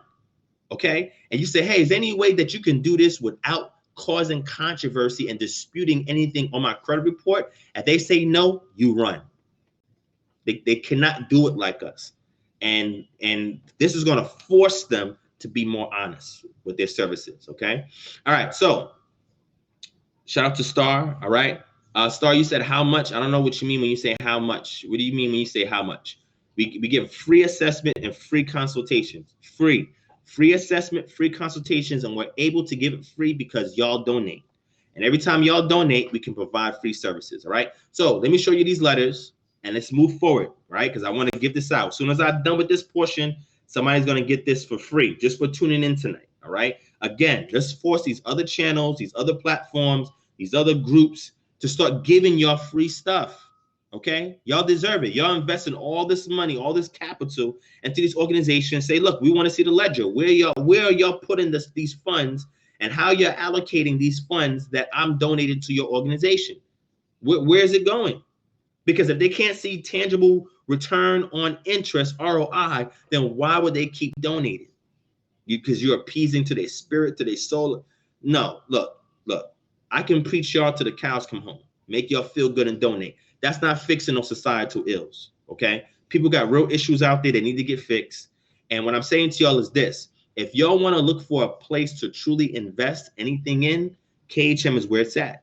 People, y'all about to rack up. This is February 1st. Some of y'all yesterday got your last, tax return forms, and y'all about to go to do taxes on your own. Or shout out to my brother Inside the Nation. They do taxes on here too. You're about to go to, what's this I got? This is H&R Block or whatever. You're about to go and get some real money, right? 2,000. Some of y'all got 3, 4 kids, or whatever the case may be. Other dependents living with you. Some of y'all made slightly over 20,000 or whatever. I know me, based on how much I made, I know I'm going to be heavily taxed, right? But I got a family, so hopefully that'll offset it. But the bottom line is, if you're going to get all this money, what are y'all doing with this capital? What kind of return are you getting? Are you going to go buy some sneakers? with this? You gonna buy a car? Why? Just to get another car? Why are you just getting another car if you got one that's functional? Take the money that you would pay getting a brand new car, fix the car you got up, tune it up, fix it up, use that other money and open up a CD. Okay, use that money, invest it into the stock market. Hey, let me put you onto some more free games. Since we talking about free game, right? Let me put you onto some more free game. Okay, again, y'all not getting this nowhere else. You're not, but I'm gonna help y'all. All right, let me show you this. All right. So if those of y'all familiar, this right here is Cash App, right? You see this? This is Cash App. Okay. So in Cash App, there is a section here. There's a little squiggly line here at the bottom. When you press that, right, it gives you this, an option so that you can invest into Bitcoin, or you can invest any incremental amount, $5, $10 into the stock market. Okay, now, personally, I buy the whole share. Some people don't want to pay $42, $38, whatever for a share. You can start putting $5, $10, $15 into the stock market. Okay, and if you don't know how to trade stocks, Cash App, right, which is owned by Square, they have a little walkthrough that explains all of it to you. Free game. So if you're not getting stocks, if you're not getting CDs, if you're not investing money, let me show. I'm gonna put you. Since we just talking about free game, I'm gonna keep giving free game. All right. You can invest into property. Best property to get as well. Since the sister Adaya mentioned property, you can buy property. Go to auctions. State auction, bank auction, and go and purchase property, right? Even if the houses are not fixed up, there's third-party agencies that you pay that could come fix the home up for you that you can then go sell it for yourself. If you want that free game, hit us up for a consultation. We told y'all how to flip houses. I used to help with that when I first started my ministry, but it became too much. So I deviated away from it, but I still know how the game works, right? But that's what we were doing. We were showing people how to go to these auctions, buy property, buy land, how to build farms on those lands, buy houses, how to get third parties that come and fix up jacked up homes for little to nothing on a dime. And you can even get grants to do it. You can apply for grants to do it, to fix up homes, and you only pay $2,000, $3,000 to buy the house, to buy the land, and you invest another $3,000 to get it renovated, and now you'll be able to put it on the market for $250,000, $400,000. So if y'all not doing that with your tax return, some of y'all getting $7,000, $8,000, $10,000. Yo, somebody tell me they about to get $15,000. How you getting $15,000 back? And guess what? Every year they get that money and it don't go to nothing. If y'all put it in here to KHM, if you can't do it, we'll take that money and we'll do it for somebody who needs it. So if you just want to say, hey, I'm going to give a $500, $100,000 to KHM just because that'll be my good deed out of this money and I know I'll get a return on it, your money will go a long way if you give it to us, because we'll take it and expense it responsibly. And we do giveaways, we do give backs, we give free information, free consultation. This stuff is free because people donate. So we can give you the game, or you can give it to us and we can put it in the game to help somebody else. So anyway, go into your Cash App, click on that little trade marker line at the bottom, and you'll see how much percentage the stocks are going up or going down for certain corporations, right? And you can invest your money in that as well. I'm giving y'all free game. It's free game. All right, so let's get to the documentation and let's move on so somebody can get this free gift card. All right. So here's the documentation. I want y'all to see this, because when y'all see it, you're gonna be like, yo, how'd Divine do that? I'm gonna show y'all. This is what it should look like. And if whoever it is out there that's scamming y'all or trying to run a credit repair, a debt elimination, if they're not doing it like this, you run. It's very simple. You just run away from them and say, nah, I'm good. That's it. You just run. All right. You pull it up on screen. Give me a second. All right. So what you see here on the screen is, this is me. I had received this. I had received a notice saying that I owed a third party. Now, there's an original creditor and then there's a new owner. The new owner who purchased the debt, that means they own the debt, is trying to collect the debt from me by saying that they're collecting on behalf of the original creditor, which they're not. Okay. So what I did was, when they sent me the notice, it was a statement saying you owe. It was just a statement. Doesn't mean that I have to do anything. It's just a statement. But I'm legally and lawfully responsible and obligated to respond to a notice. So because it wasn't an invoice, so there was an even exchange for a service or something tangible that they asking for money for, right? Like when you get your cell phone bill, you get your electric bill. Since it's not that, I'm going to question whatever it is. So I drafted up a letter and I sent it to them. And this is what they sent back to me. Again, this was on my credit report. I did not dispute it. I said that I'm going to review your claim, your statement, your notice is being reviewed. And this is what I need for you to confirm so that I can pay this debt that you're claiming that I owe.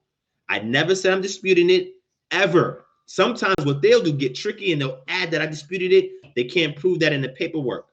So this is what they sent me back. This letter confirms the above account has been canceled. Our office did not report this item to any credit bureau. This communication is from a debt collector. This is an attempt to collect the debt. Any information obtained will be used for that purpose, blah, blah, blah.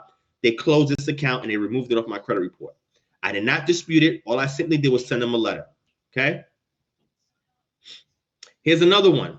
This is another. Mind you, see my name there, right? Ron Shields. You see my name. I'm not pulling this off the internet. This is me. Again, $730. They sent me another notice. Again, professional debt mediation. A third party who bought the debt, who's the new owner, that's claiming that they're collecting for the original creditor, which is not true. They sent me a statement or a notice saying you owe.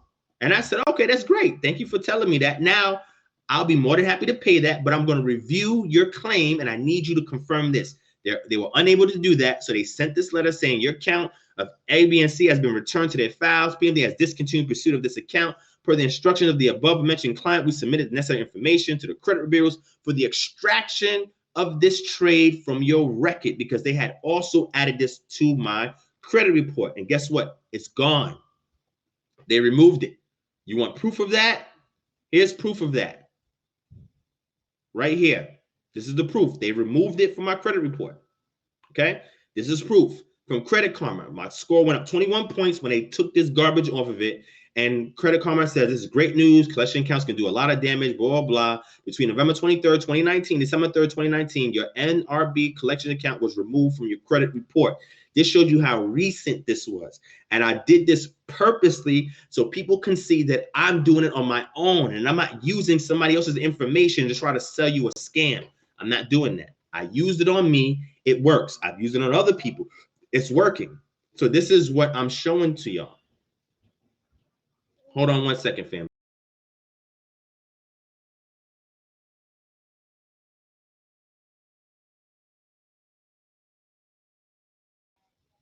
Okay. Sorry about that. Let me bring that back up.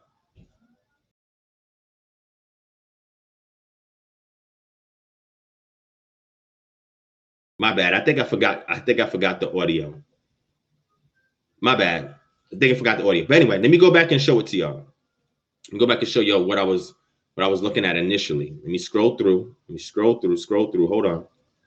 All right. So I showed you this letter. Again, they sent me a letter, a new owner of the debt. That means they purchased the debt from the original creditor. They are not working as a sub-agency with the creditor. They're not working from their legal office. They're not working as a third party that's a subsidy of the original creditor. They bought the debt and they sent me a notice saying you still owe this. And I said, really? Well, that's great. Thank you for putting me on notice. But I want to review this debt. I don't dispute it. I don't put the word dispute anywhere when I respond. I don't put dispute. I said, I'm going to review this debt. I want to make sure it's valid. And if it is, and you can prove A, B, C, F, and G, then I'll pay it according to these laws and these acts. They sent me a letter back because they can't do that. And this is what they write. And with this, they remove it off my credit report. Okay. Here's another one. I just showed this to y'all, but I'll show it to you again. Another one, same thing. PMD has discontinued pursuit of this account. Per the instruction of the above mentioned client, we submitted necessary information to the credit bureaus for the extraction of this trade from your record. Okay. They took it off of my credit report.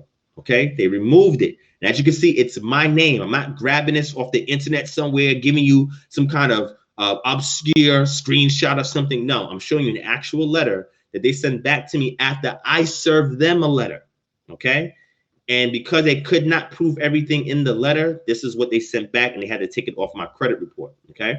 Now, here's the evidence right here, right? They removed it, score went up 21 points, and as you can see, NRB, what's the name of that organization, their legal name, they, during this period of time, November 23rd, 2019, December 3rd, 2019, they removed it off of my credit report. This is recent because I want to show people that this still works. It's not something I did 5, 10, 15 years ago. I just did one a couple months ago, and it works, okay? This is how it works. Here's another one. I'm going to show you another one. Here's another one, right? Here's another one. Let me zoom in, all right? This one here, as you can see, original creditor is Citibank, but the current owner is Midland Credit Management. So again, they sent me a notice saying you owe $3,635. You see the date on this? January 16, 2020. Again, recent. I'm showing y'all recent stuff, okay? And after they sent me a notice saying you owe this money, after I'm looking at current owner, I'm like, okay, I'll pay it. I just need you to answer this according to these laws. And if you do, I'll pay it. They're unable to do that. So they sent me a letter back saying we are writing to inform you that we have opened an investigation regarding your recent dispute. And they put the word dispute there, but that's nowhere in the correspondence that I sent them. So if we ever go to court, I say, look, I never disputed this. I said I'm reviewing their claim of debt. I'm reviewing it. I didn't say dispute, but they put these words in there, right? And what's funny, I'm going to tell you about MCM. When I sent them the letter initially, they received the letter and they still reported me to the agencies, the credit reporting agency. They still did that. And they put as a comment, oh, this individual disputed this and whatever, but they still reported it, right? But what they had to do was go back with their legal team, review everything in that letter I sent them, and they're like, damn, we got to respond to this. And we got to do so appropriately because we added this to this person's credit. And guess what? They didn't create the dispute. Even though they want to use the word dispute, make it look like I created the dispute, I did not create the dispute. So they say here, right? They initiated the process requesting that the 3 major credit reporting agencies delete the trade line of the above referenced Midland account from your credit line. Once your investigation has been concluded, we will contact you with results. It may take up to 90 days. In the meantime, as requested by you, which I put in all my letters, I say don't call me and don't email me, nothing unless it has to do with you removing this crap off of my credit report. And this is exactly what they say. This is them responding to the letters that I send out and the letters that I send out on behalf of our clients. This is what people are paying for once we render their services. And on the right, as you can see, no points have gone up yet because this is recent, right? But within maybe 2 weeks, this will probably go up another 25 points, okay? But as you can see from Midland Credit Management, it was removed off of my score. This is TransUnion. It was removed off of my score. What I want you guys to do is go back to these individuals that are doing these credit repair services, and I want you to ask them for these type of results. Say, show me the letters that you're getting back from these bill collection agencies. Show me the letters. They're not doing that. So I'm showing y'all how to peep game so y'all won't get got. Okay? So you said you can't see my screen. You can't see the document. What? Y'all didn't see it? Hit 1 if y'all saw what I was showing you. Hit 1 if y'all saw what I was showing you. Y'all telling me y'all can't see it? Why can't you see it?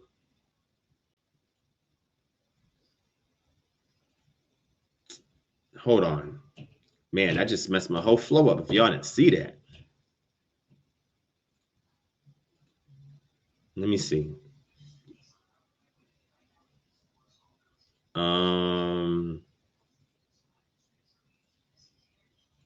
All right. Can y'all see it now? Let me know if y'all can see it now. Glad I looked at the chat. So y'all did see it. Okay.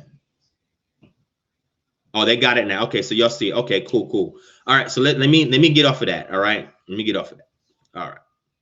Cool. I'm glad y'all was able to see that. All right. I'm glad y'all was able to see that. All right. So again, family, this is where your money is going towards. We do thorough research before we put anybody out there. And again, family, when y'all get the shirts, right? Our Living Your Best Life shirt, the Rest Life shirts from us. For this is $35. We got male, female sizes from small to double XL in these shirts here. And then we also have the Kingdom Harbinger shirts here, if y'all interested in these as well, right? These are $35 too. We got these in blue and red and gray, white, black. And we have like 15 orders going out. 15, 16 orders going out. So people are getting these shirts, showing support, and y'all seeing where it's going. So we're not hiding our hand. This is the ledger. You see it out. We give back, right? So again, if you are looking for supplemental income, email us at jubileemanumission@gmail.com. If you want to assist us with our referral program or be a consultant for this credit repair, debt elimination service, or if you want the service yourself and you about to get this, tax refund, and you say, look, I got some money here, I need to clean up my credit, we're the ones to go to. Okay, if you want to donate any amount to us, you can. It'll go towards that. Or if you want to pay, buy into our services, you could do that as well. But again, when you invest in us, we invest back. All right, like I said, because this is, KHM is a separate entity from my personal life, I can manage it appropriately. When people are doing this and this is their primary stream of income, sometimes they mismanage funds, or sometimes they exaggerate things, or sometimes they may scam you. So that way they can continue to make money because they got to feed their family, right? But I work hard so I don't have to scam the people, so I can appropriately manage and allocate the funds, the capital, so that way it can be invested in going back to the community, all right? All right, family, so we're done with that. Again, thank you for all the donations so far on the Super Chat. Do we do bulk discounts, stacks? Email us and we'll holler at you, okay? If you need assistance with that, Dora Yahoo, we don't have any child sizes yet, but we will by the end of this month. We're working on getting children's sizes in those t-shirts, all right? But we're going to work on that, all right? So I appreciate that. Shout out to Janelle, Mrs. Yahoo Money in the building, Lex in the building. Let me see. Did I get everybody? I think I got everybody. All right, family. All right. Shout out to my brother Seth Moyana in the building. What's going on, Seth? All right. So Purple Pigeon in the building. Shalom. Ahabala, MOHA. Shalom as well. All right. So now that we went through all of that and we want to show you how our services is legit and how people are scamming you and all of that, let's move forward. All right. So next part is we're going to do this free giveaway. All right. We're doing a free giveaway right here. This is an Amazon $25 gift card. All right. We gave one of these out before. We gave a gas card out before. We gave an AMC movie out before, an Amazon gift card before. We're giving out another Amazon gift card. If y'all are not subscribed to our Patreon page, go to patreon.com/DivineProspect. My admin or moderator can add that link in the chat. We are giving away our cast and lot set, and we're giving away our Learn Biblical Hebrew package. And then we're also paying a bill on our third contest, right? We're going to have everybody send in a bill. We're going to put it into a lottery drawing. We're going to pull out a bill, and then we're going to inbox the individual who won, and we're going to pay your bill up to $200. Okay. So how do you win this gift card right now? I'm going to show you how you can win this gift card right now. So I recently purchased something, and the first person to tell me what this is wins this gift card. All right. So I need y'all to get ready right now. Okay. Make sure you hit the thumbs up, but I'm going to wait till we get a couple more thumbs up before we do this gift card. All right. We have enough people in there. The people watching should match the amount of thumbs up that we get, so this can reach up to the top of the search engine. All right. We dropped a lot of free jewels for y'all that y'all didn't have to pay a dime for. All right. Tonight with health, with credit, and we want to give y'all more, right? We just need the support. All right. Hit that thumbs up. Hit that thumbs up. All right. Hit the thumbs up. Now, while y'all hitting the thumbs up, I want to show you something else that y'all can use so y'all can get free money. Or if you don't have money and you want to donate to us, here's what you can do for free. There's an app called Dash. It costs no money to sign up for. What you simply do is you create an account, free sign up, you add or link a debit card to it for free. And when you use that debit card, you get cash back on purchases, right? You're not charged a dime for anything, right? I'm going to give y'all my referral code. You use my referral code and I get $7 when you sign up with my referral code, okay? And then once you sign up with my referral code, then you refer to other people so you can get a free $7 added to your bank, and just use your card like you normally use it. They give you the list of offers of different places you can use online or in person and make cash back. I made over almost $130, $140 from this app already. Okay, I think almost $150 from this app already, and I didn't pay a dime into it, right? All I did was use my card, did my referrals, and I earned free money, okay? Now, the app is called Dosh. I want to show you the app, and again, it's a free app right now in my bank. I got $29 in my bank. I'm going to show you the app. That's it right here. It's called Dosh, $H, okay? So just download that app. You can get it from the Google Play Store. You can get it from the Apple Store, right? And I'm gonna show you right here my referral code, right, on the screen. And my referral code. My referral code is Ron, R-O-N, the letter S, 35. Ron S 35. All right. And I'm gonna add that to the chat as well. That will also be in the description box.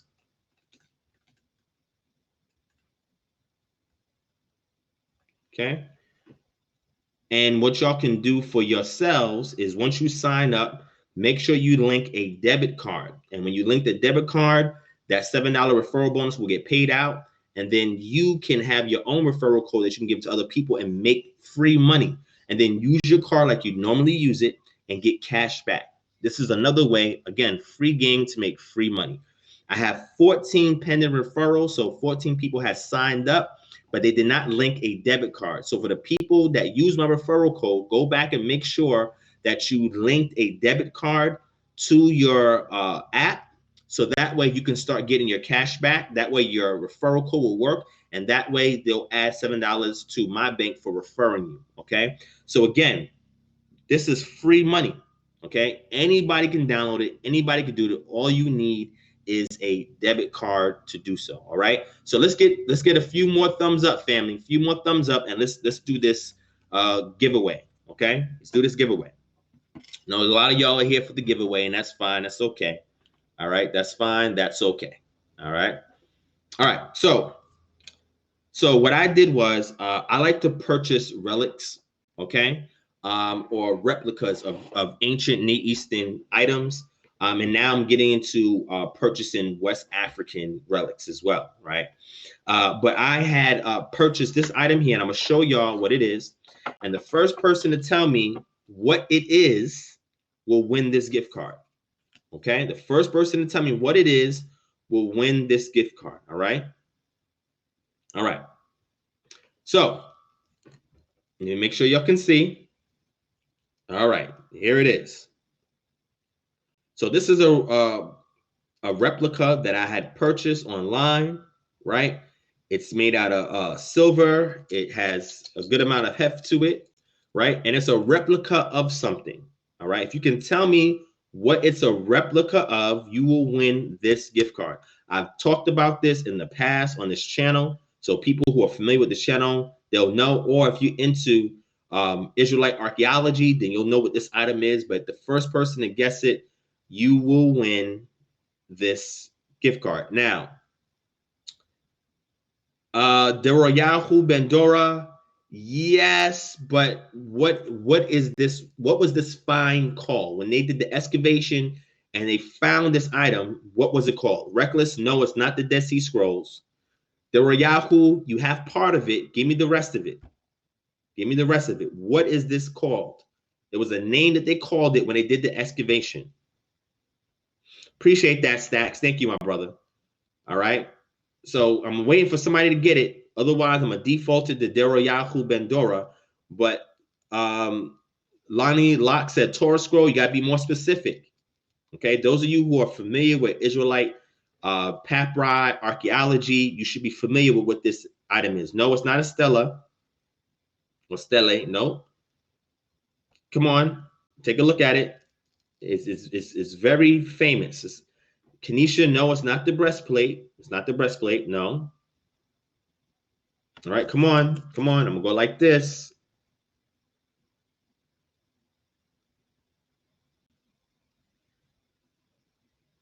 All right. I know somebody wants this gift card. All right. Don't default it to me. I bought it for one of y'all. Okay. G-Deb said the Old Testament. No, it has a name. Shout out to Jen and Jews 7-Day Theory. What's going on?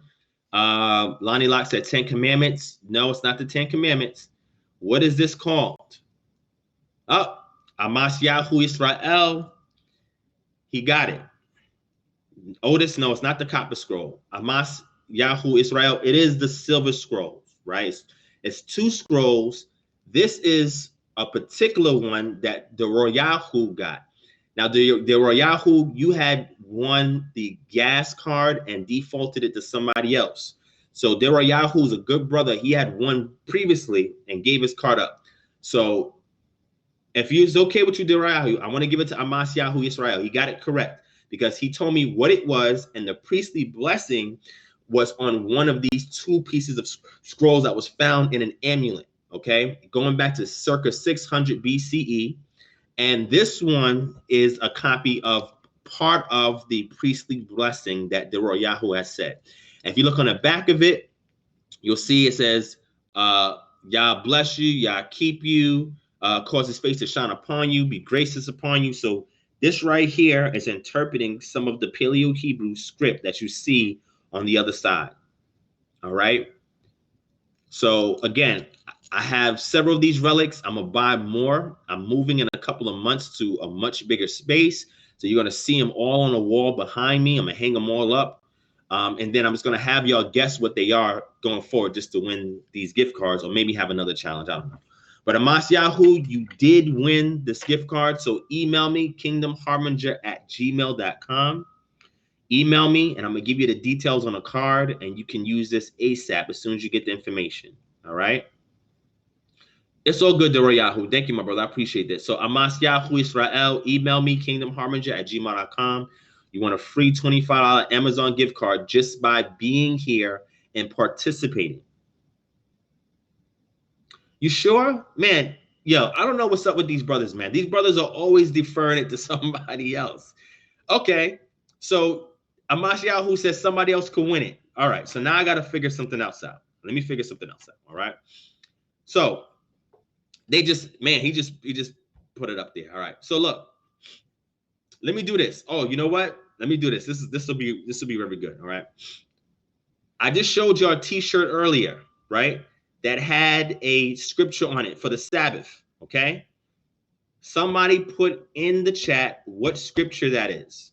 If you can put in the chat what scripture that was on my KHM t-shirts that we're selling, right, for $35, you can email us at kingdomharbinger@gmail.com if you want one. What scripture is on that t-shirt? If you can tell me what scripture is on that t-shirt that I showed earlier, you will get this gift card. Sorry, my admin, you're not getting it. You're already getting a free t-shirt soon, so you ain't got to worry about that. But the scripture is on there, all right? Somebody said Exodus 91:11. No, it's not. I don't even know if there's 91 chapters in Exodus. Jordan, I think that might have been a mistype, but anybody can guess it. What scripture is it? Now, sis Adaya, I have to excuse you, sis, because you already won a gift card. We're gonna give somebody else a chance. You know what I'm saying? But I'm waiting on the scripture. Nope, you don't have the scripture yet. Somebody, I just showed it to you earlier. All right, what scripture is on the Rest Life t-shirt? Living the Rest Life t-shirt that we're selling here at KHM.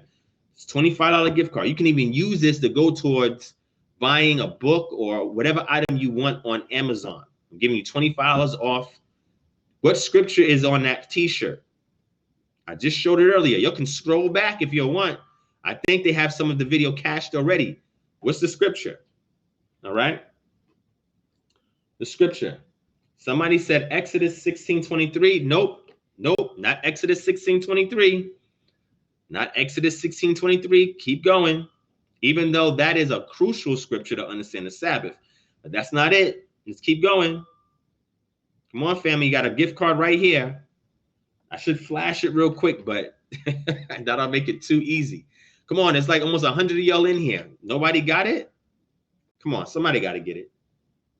So Lonnie Locks, you won. You got it. You got it. You got it. You got it. You got it.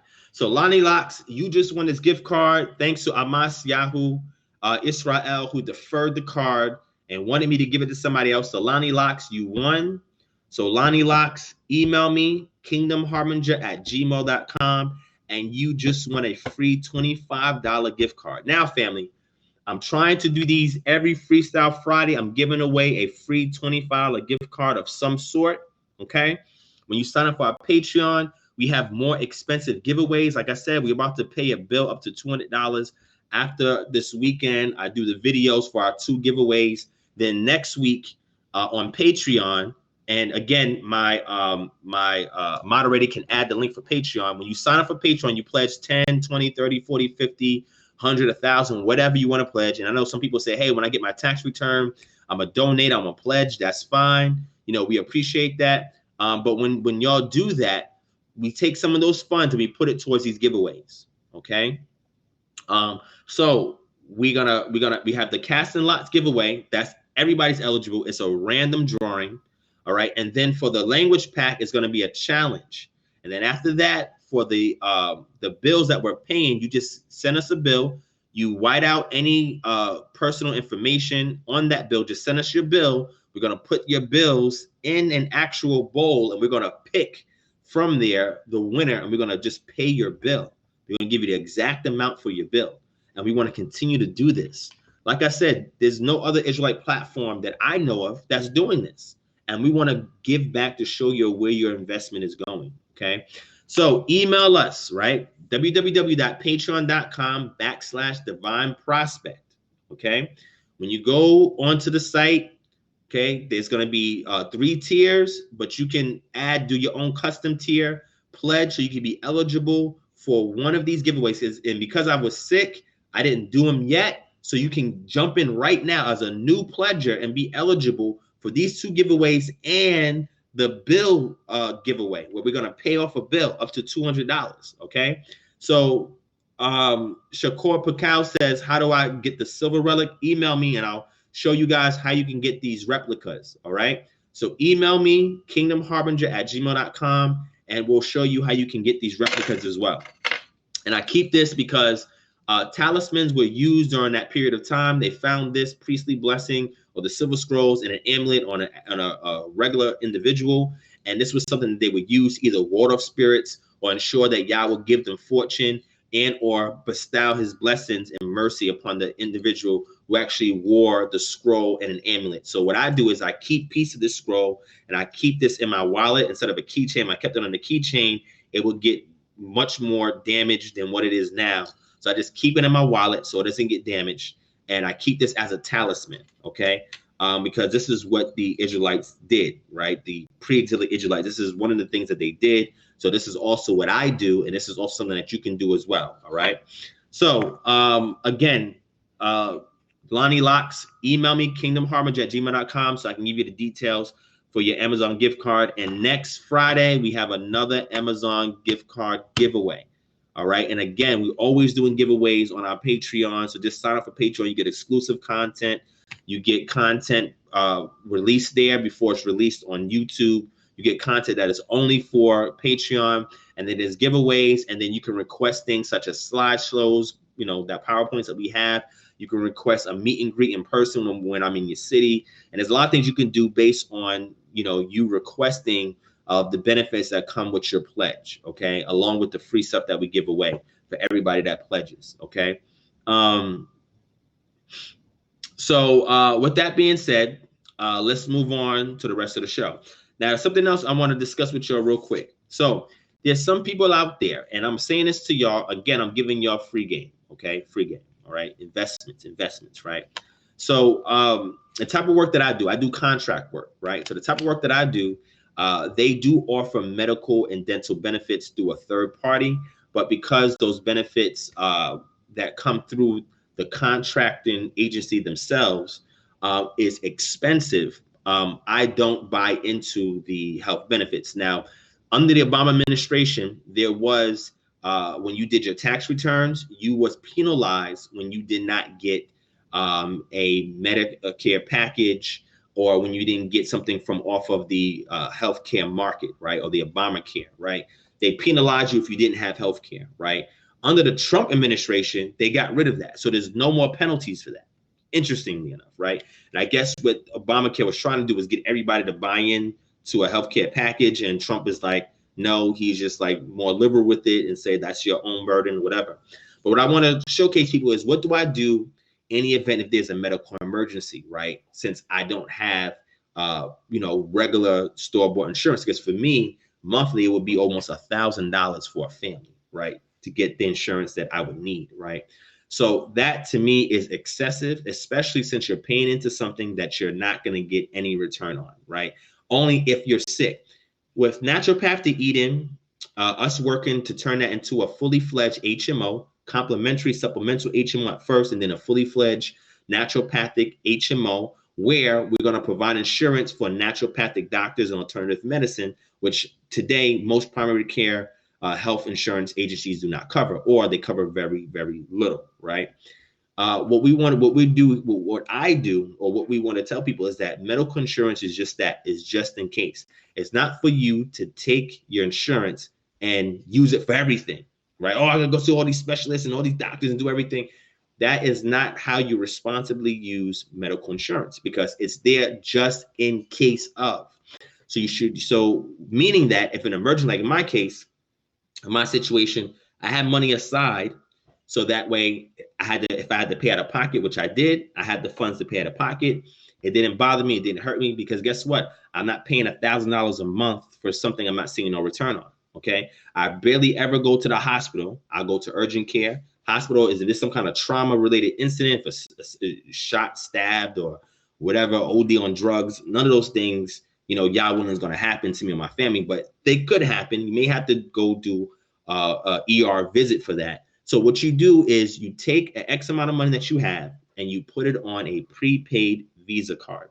And what you want to do is you want to load this card up and use this card simply for medical expenses. Now, some people will get HSAs, and you use this as pre-tax dollars that you will add to this card that will be used for things such as like buying glasses or prescription medication, whatever the case may be.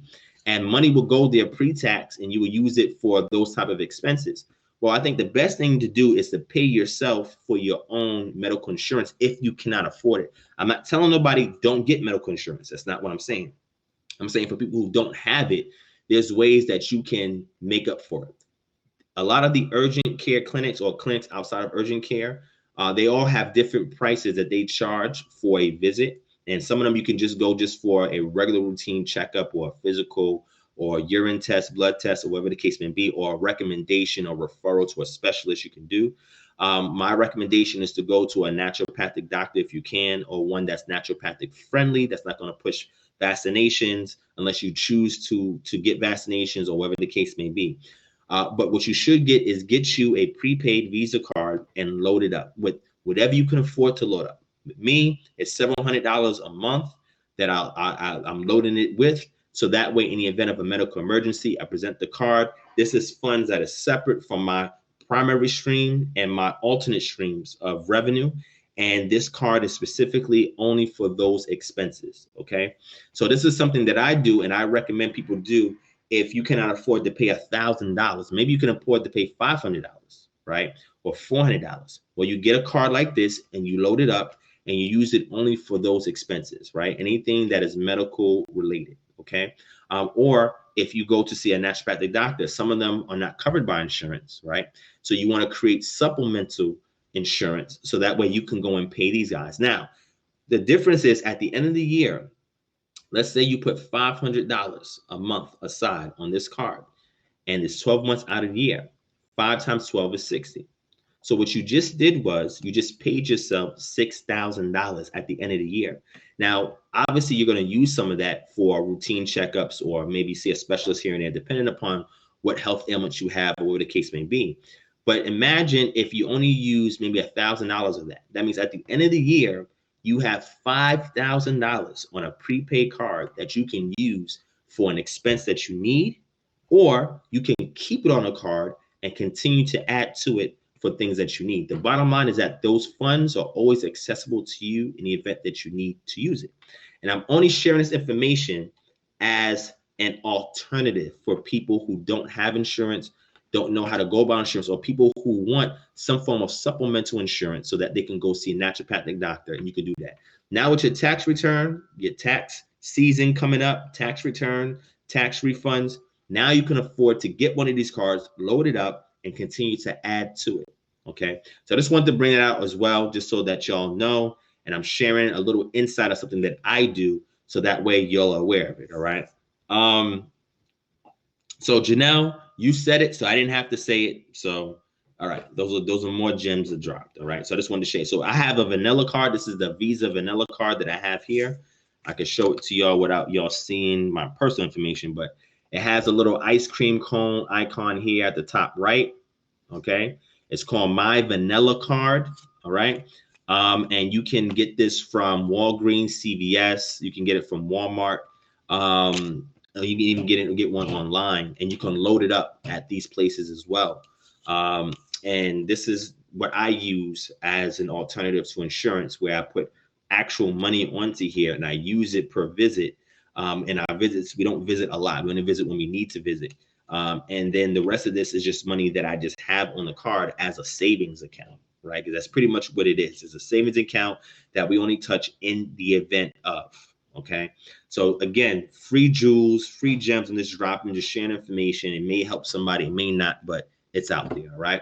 So with that being said, we're winding down. All right. So I want to go over one last thing, and I'm gonna open up to a Q&A. All right.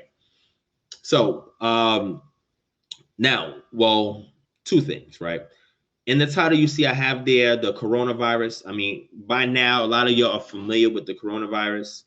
And the novel coronavirus is a new strain, human to human strain, that they discovered, right? Because there's a lot of variant species of the coronavirus. SARS, that disease SARS is caused by a coronavirus, right?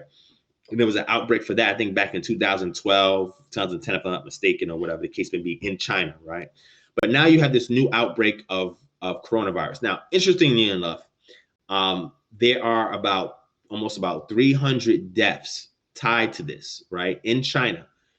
First world countries like America, there's people being affected by it, but nobody's dying from it, right? It's almost like when I had told y'all about the measles virus, this coronavirus, nobody has died from it. Yes, there's been not one fatality as of me saying this, as far as I know, in the US from this. Why? Because medical care here, and I'm not going to say America has the best nutrition, right? But nutrition here fares well better than third world countries and other countries like China. China has a lot of health issues in China. So hence why you see a lot of the deaths, and medical insurance there is crazy. Okay.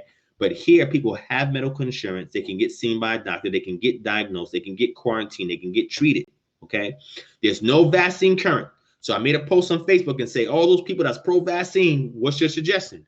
They had no suggestion, but they bang on people who say, look, vaccination should be a choice. We're not against it, right? We're just saying it should be a choice. If somebody chooses to have a vaccine, great. If they choose not to, what's the alternative? Provide an alternative to this margin of people who do not want vaccinations. But there's options for that crowd against coronavirus. And I want to show you on my screen what this is. And if you've been following me, I've had discussion with people in the conscious community about these things. And I've shown them that there are botanical substances that can be used. Now, you isolate components from botanical substances, and you study the mode of action. Once it's isolated, you study its mode of action in vitro, and then you experiment in vivo to actually see it work outside the lab. And then you record the results in a double-blind placebo case study. And then you record your results and say, look, this thing is efficient. It can do A, B, and C. What I've done is I've made suggestions on certain botanical items and alternative items that can be utilized that can kill the coronavirus. And I tell you what the components mode of action is, whether it's preventing penetration, whether it's actual virucidal, or it's actually killing the virus. But there are different modes of action that different botanical substances, when the components are isolated and that they're placed against the actual virus, that nullifies the virus from the virus being active, right? Whether it's penetration, whether it's replication, whatever the case would be, it interrupts some form, whether it's the RNA replication. It interrupts some form of the virus. You have your enveloped virus and you have your unenveloped viruses, right? Coronavirus is an enveloped virus, right? So the botanical items work in different ways on different parts of the replication cycle of the virus. And when you put these substances in your body, you want to ensure that when it goes through the gastrointestinal tract, that these components are isolated. They brought through the intestinal wall and they are brought into your bloodstream. So that way, when these substances get in contact with the virus, if you inhale it, because it causes upper respiratory infections and it leads to other things, like I said, like in the past, it led to SARS and things of that nature. You can have these substances already primed in your body. So that way, if it's a virucidal or prevents phase of the replication cycle, you can hinder the virus. So that way, your adaptive immune system, T cells, B cells, etc., can get wind of this virus, and then you can get your memory T cells that will always launch an offensive when they encounter this again, or your B cells, right, that releases its antibodies, becomes plasma cells, memory B cells or memory plasma cells, and these antibodies will hook on and neutralize the virus. So that way your innate immune system can come and tackle it, and your adaptive immune system can wage a battle depending upon where it's found in the body. And in this case, we know it resides in the lungs. Okay. So what I want to do is just show you some information to assist y'all, botanical elements to assist y'all when it comes to the coronavirus, right? And I keep twisting it because I'm thinking Corona, you're thinking that drink from Mexico, the liquor Mexico, never mind. But coronavirus, all right? And I see people making memes of it. And it's not funny because people in China are dying. Nobody in the US died yet. You know, tell you all right now, it's a pandemic, an emergency. Matter of fact, let me show you the article real quick. I want to show you this real quick before we get into this. I want to show you this real quick, right? Then we're going to get into the Israelite stuff. I know some of you are here for the Israelite stuff. Other people, you're just getting free gems today, all right? Just free gems is being dropped today on everything, all right? But let me show you this article real quick. It's really interesting. I'm going to show you this article. And if y'all want me to do a future live stream just on what the coronavirus is and how to combat it, let me know. I'm just going to show you a little bit today. I'm not going to go too in depth. But if you want a future show dedicated to that, let me know. Because, again, Naturopathic Eden is a subsidiary of KHM. We do health consultation there to get you back to the Edenic state. And one of the things we do is provide you education and information on these things that are occurring, right? So you can protect yourself and your family. Okay, so like I said, KHM is multifaceted over here. All right, but what I want to do is I want to show y'all this CBS News article and video of this pandemic. Now, mind you, nobody in the US who have contracted it has died. Nobody has died. People gotten it over here. It was brought from people who are migrating or traveling from China, coming over here, bringing it, but nobody has died. Okay, so let me show this to y'all real quick on the screen, and then we're going to close out with our Q&A, and then we should be done for the evening. I get to wrap up early. But let me go ahead and show y'all this article. Let me grab it real quick. Right, let me throw it on the screen.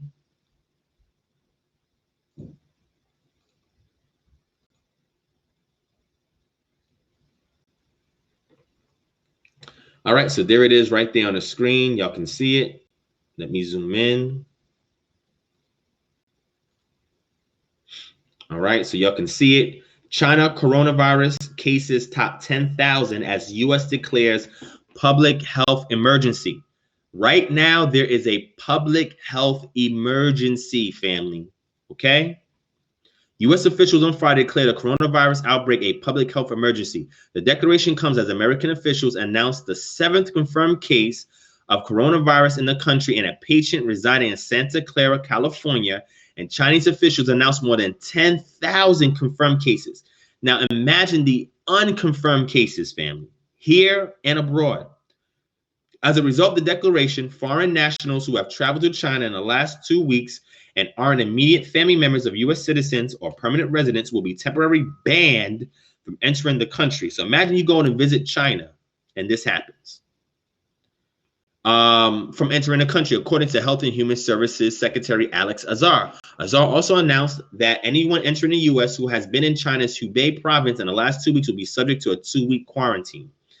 Earlier Friday, U.S. health officials issued a federal quarantine order for the 195 Americans evacuated from Wuhan, Hubei's provincial provincial capital. The group will remain at a military base in Southern California until mid-February. Dr. Nancy Messonnier, director of the National Center for Immunization and Respiratory Diseases, told reporters Friday. The government hasn't issued such a quarantine order in over 50 years. The State Department has warned Americans to avoid all travel to China due to the rapidly spreading outbreak. The decision came after the World Health Organization designated the outbreak a global public health emergency. The U.S. now has 7 confirmed cases of the virus, including the first confirmed instance of the disease spreading from person to person in the country. That patient, announced Thursday, is the husband of an Illinois woman who was diagnosed with the virus earlier this month. By Friday morning, the flu-like virus had killed at least 259 people, all of them in China. Watch this. Almost 11,800 people are infected there, with about 130 cases in 22 other countries. Okay? But guess what? Nobody is dying here who got it. And they're not going to die from it. More than likely, they're not going to die from it here. Okay? Grove makes my life better in a lot of ways. Natural cleaning products come to mind. Okay, we're going to let that pass. I'm going to play this video for y'all real quick. I don't know if I should play it because I'm not going to play it. You can go back here and you can read it for yourself. Because if I play it, then they're going to demonetize my video and everything like that. So whatever. You can go back here to CBS News. China coronavirus cases tops 10,000 as U.S. declares public health emergency. And you can watch this. It's like a 5 or 6 minute video that go over it. All right.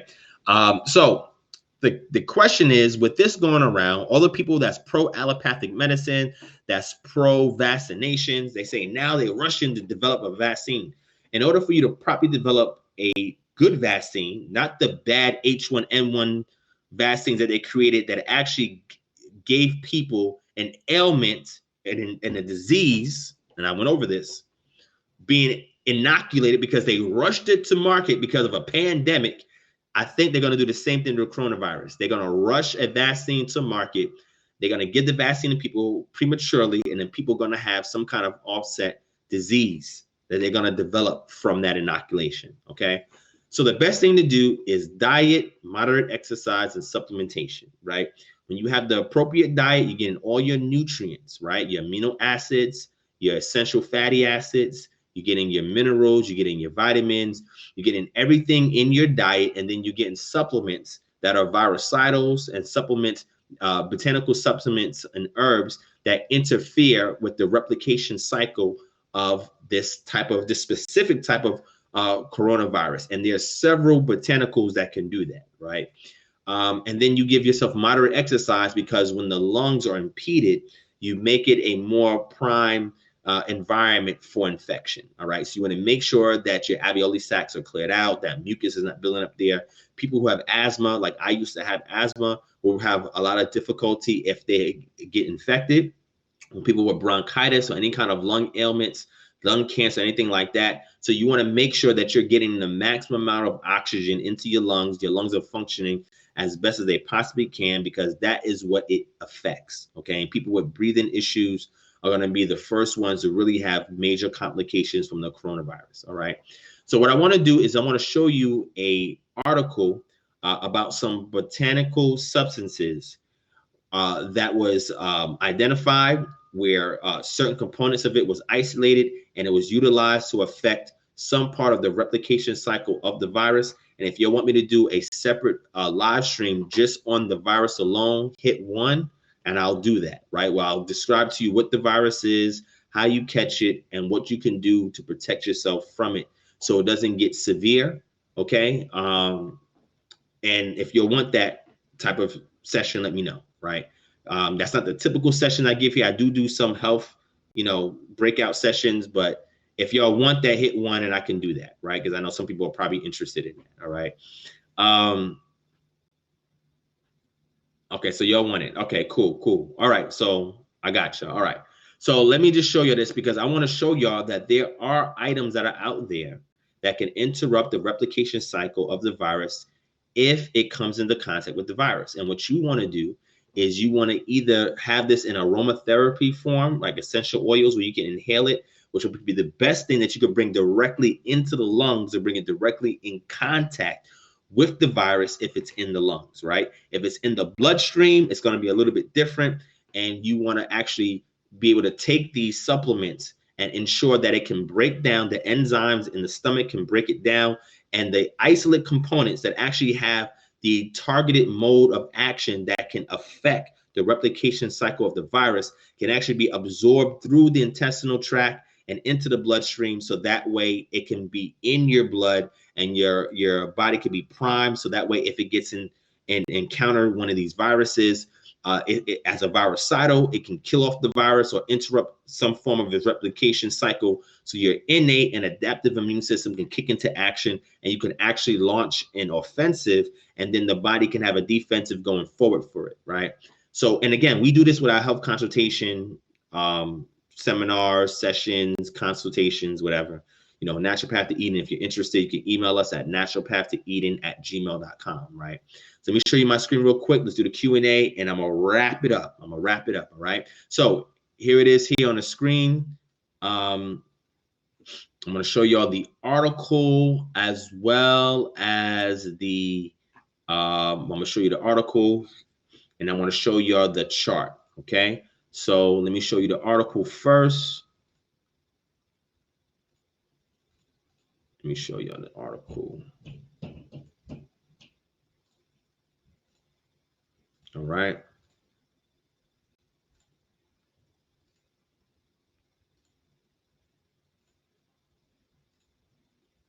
All right, so here it is.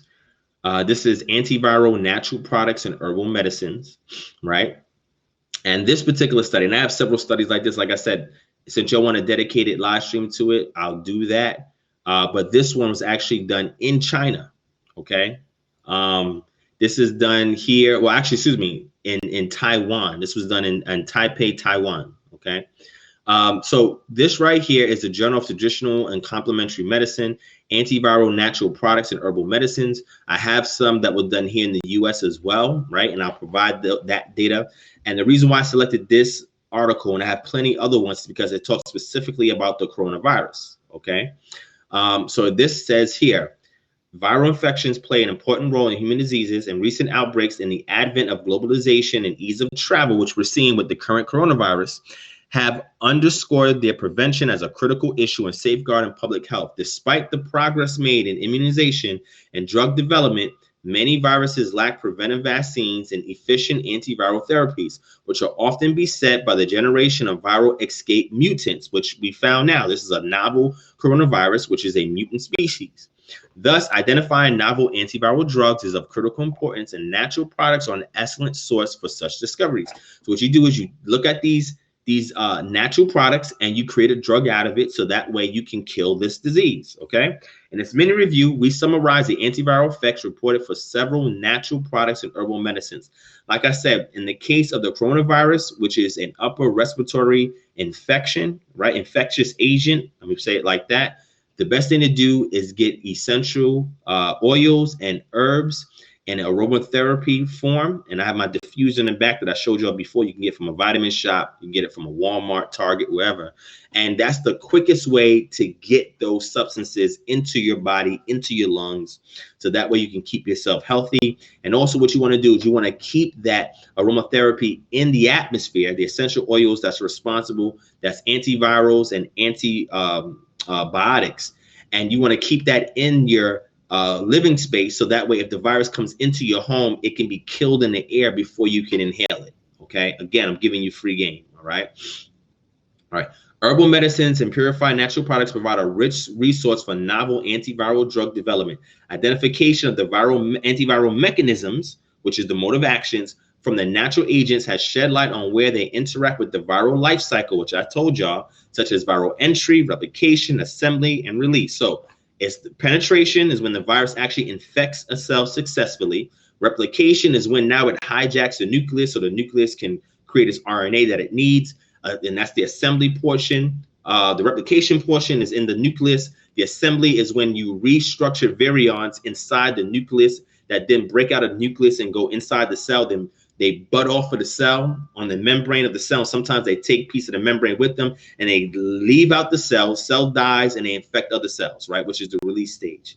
As well as on the target and virus host specific interactions. In this brief report, We summarize the antiviral activities from several natural products and herbal medicines against some notable viral pathogens, including what? Coronavirus. Here's coronavirus. COV for short is an enveloped positive sense single-stranded RNA virus belonging to the coronavirus family. The COV family consists of several species and causes upper respiratory tract and gastrointestinal infections. This is why you need probiotics. And if you take antibiotics, it kills off good and bad, whether it's positive or negative gram bacteria, okay? And you want to replenish your probiotics in your gut flora with a full spectrum or wide spectrum probiotic, okay? In humans, it mainly causes common cold, but complications including pneumonia and SARS can occur, okay? And it gives you some other information here. There are no specific treatments for COV infection, and preventive vaccines are still being explored. Do you hear this? That's scary, right? That means good health and exercise or supplementation is going to be the best way to fight this thing off.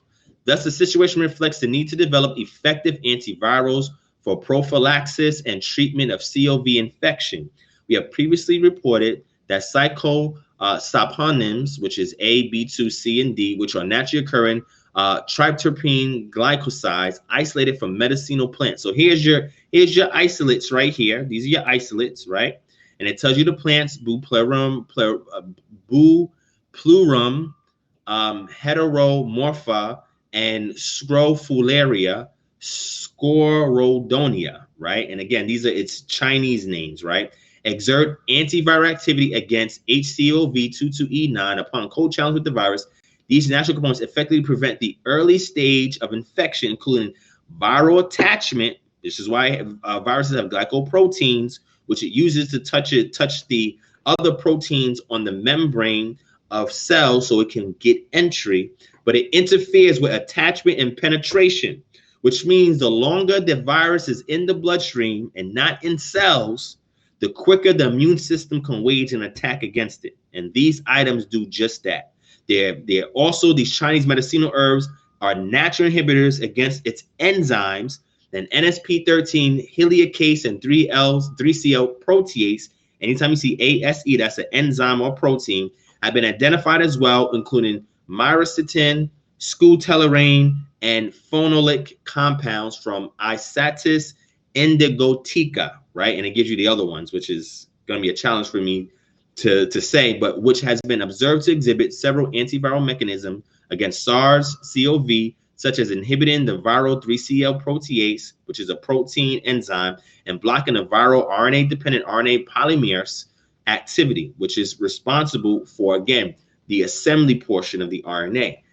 These items can be, some of these items can be actually purchased on Amazon, that you can buy off of Amazon, right? You get pharmaceutical grade, which means they put it through pharmaceutical analysis to ensure that the type that you're getting is authentic, is not like some third party, but you want to make sure that these things have been isolated in a lab, right? But these items, I'm showing on the screen. You can look these items up. You can get this article yourself. It's called Antiviral Natural Products and Herbal Medicines. And you can, find these items on Amazon. Now, when I do the live stream, I'm going to give you some more items, some essential oils that can also affect coronavirus that you can use in aromatherapy diffusers, and other items that you can get as well. Like even certain incense that you can burn as well that will interfere with the virion in the atmosphere, as well as if it's coming into your body. All right. But I'll do that in a separate session. Okay. So with that being said, I think I'm going to move on from this. I'm glad that y'all are interested in this type of stuff, but I'll share it in a separate live stream. Make sure you hit the thumbs up button. Make sure you share this video. Okay. Again, I gave you free game on credit repair. I gave you free game on kidney stones, free game on the coronavirus. I gave somebody a free $25 gift card. So now we're down to the Q&A. All right. Now, yesterday I did a session. Shout out to Arayahu Williams in the building. Bakar, the Israelite. Shalom, my brother. Terla L, what's going on? Thank you for joining in. My brother Howard Seraphim, what's going on, my brother? Sharuka Israel, what's going on, sis? Reliable Andrew, what's going on? Arrowhead Demon Sniper in the building. All right. So thank all of y'all for joining in. So let me wrap it up. So I had a session yesterday. Was on Inside the Nation, and we was discussing Acts 21. And we put out a challenge for any Christian that says that the law is done away with, that Paul, says he's not under the law, and that means that he's not doing the law, to answer Acts 21, where Paul meets up with James, and James says, yo, Paul, I know you that guy out there talking to the Gentiles and all of that, but look, there's Israelite believers that are here, and they say you're not keeping the law, Paul. They say you teaching the Gentiles that we don't keep the law. So, Paul, I need you to prove to these dudes that you keep the law, right? So here's these brothers right here. They're about to get their head shaved, go do the ritual and all that, and take their vows. I need you to do it with them, and I need you to pay for it, so you can prove to the brothers that you keep the law. And what did Paul do? He said, yes, Yaakov, yes, James, I'll do it. And he did it. Paul was keeping the law. This is Acts 21, well into Paul's missionary work. Paul's over here keeping the law. So if Paul's keeping the law himself and proving to other Jews that he's keeping the law, then obviously when we read Paul's epistles, he's not saying that the law is done away with. That's not what he's saying. Now, at least for the Jews, he's saying, yeah, we're going to keep doing the law. Christians say, oh, but you know what? Even though Paul was doing that, it wasn't a salvic issue. But didn't you say that the law cannot save? So why are they still keeping the law? Shouldn't they keep the laws of Christ? Shouldn't Paul have said to James, yo, James, you and them other Jews need to keep the law of Christ. Keep the commandments of Christ. He didn't say that. He said, yo, you need to walk in these customs, Paul. You need to prove to our brothers that you're still keeping the law. Paul did it. He acquiesced and he did it. So the challenge goes out tonight to any Christian that's out there that's watching, okay? If y'all telling me that the law is done away with, please exegete Acts 21 between Paul, James, and the other believing Jews. Why did Paul follow James' instructions to keep the law if the law's been done away with? I need an answer to that. Because I know what Yeshua says, but every time I go to Yeshua, they say, oh, that was before he died. Yeshua was under the law. So I go to Paul now, and they still don't got an answer.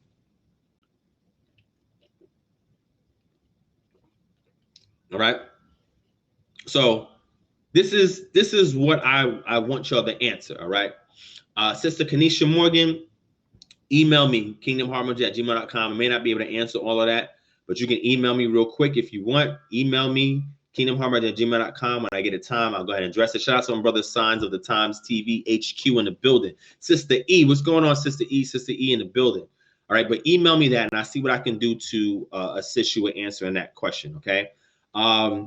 But the challenge is out there, all right? So now, let me get to the phone lines, because I know some of y'all want to call in, okay?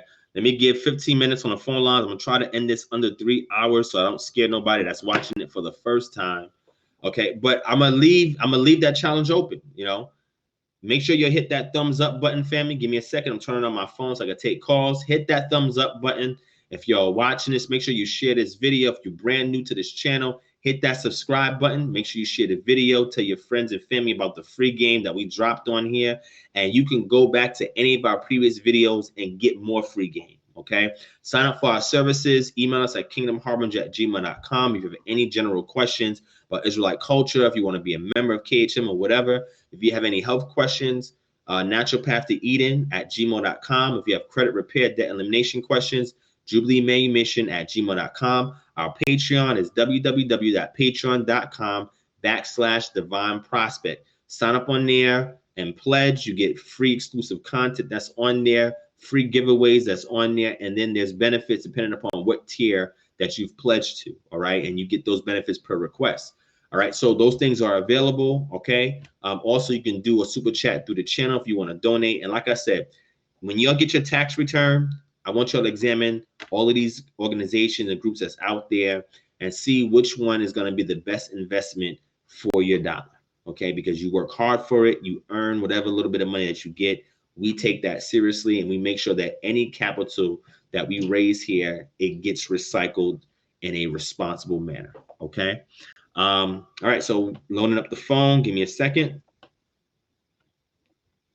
so we can take phone calls. All right. I appreciate that, my brother Dero Yahoo. Like he says, it costs you nothing to share the video. Don't forget the Dash app, $H. All right. My referral code is Ron S35. Ron S35. That'll be in the description when this video is over, and it'll be here in the chat. Somebody can post it. Okay. And again, it's a cashback app. It's free. You link a debit card to it, and you just use it regularly. You make money back from your purchases, and when you refer it, you get $7 for every person you refer. That's making free money. All right. So even if you don't have a job and you need free money, you need supplemental income, we tell you things that you can do, or you can sign up for our consultant or referral programs, and you can make money too. All right. So, I mean, there's more than enough money to go around. We want to make sure that we give back as much as we can. We employ as many people as we can and help. And like I said, family, we haven't gotten back to you as expeditiously as we would like to. It's because we get inundated with messages, emails, inboxes. So we try to answer everything in the order we received, and we try to follow as much as we can. But that's why I say KHM, we're looking for more administrators because we need help, because we have so much work that needs to be done. We just need to find the laborers, right? The harvest is great, laborers is few. And if there's some real laborers out there, please email us. Let us know that you're here to help, so that way we can utilize you and we can ensure that you get compensation for helping us as well. All right. So the phone lines is open. If you want to call, you're going to start calling. Start blowing up this phone right now. All right. So the phone lines is open. Phone lines is open. All right. So the call-in number is right there on the screen. Like I said, the Acts 21 challenge is still open to any Christian that wants to call in. You know, y'all see how we handle Christians on here, very respectively, very tactfully, very diplomatically, but they get that work, right? But anybody, if you want to call in about Acts 21, if you believe the law is done away with and Paul was bugging out, or you're able to harmonize what Paul was doing, feel free to call in and ask your questions. You got 15 minutes to call in, ask a question real quick. I'm trying to keep it under 3 hours. Okay, we got a call. Call from the Jews. To accept, press 1. All right, shalom, shalom. Thank you for calling in. What's your name and where you're calling from? I go by the name of D-Walk, and I'm calling from Miami. D-Walk, what's going on, D-Walk? I wanted to get into a conversation concerning the Garden of Eden. Okay. I was studying it, and I want to know, do you think, well, from what I was reading. Oh, do me a favor. Can you mute your YouTube real quick? Because there's an echo. Oh, 1 second. Okay. All right. All right. Should be off. All right. So go ahead, my brother. Okay. I wanted to discuss the men that was in the Garden of Eden. You said the men? Yeah. Okay. Okay. As I was reading, I see it's a created man, and I see there's a formed man. And in chapter 2, it said, God planted a garden eastward in Eden. I looked up the word eastward, and it meant aforetime or ancient. So I take that as you talking about there was a garden. Wait. So let me follow you piece by piece, right? So you said there was a created man, and then there was a what man? A formed man. A formed. So the created man is going to be your Genesis 1, right? Genesis 1. And you're saying your formed man is in Genesis 2. Yes. Okay. And you're saying these are two different species of people. Yes. Okay. And then your formed man in Genesis chapter 2, are you referring to verse 8 where you said the garden in the east? Is that what you're saying? Yes. Okay. So in Genesis chapter 2, verse 8, I'll go over real quick. It's Vayita Yahweh Elohim gan beredin mikadem vayasem sam et hadam asher yasar. So here it says, and he planted Yahweh Elohim a garden in Eden in the east, right? Or we have mikadem there, right? Or the preposition mem is there, and the word east. And then we have in Eden, we have the preposition or inseparable preposition bait that's there, right? So if we're looking there, it says garden, which is our word God, in Eden, in the east. So you're saying that root word there for east, which is kedem, you're saying it means formerly, right? or front.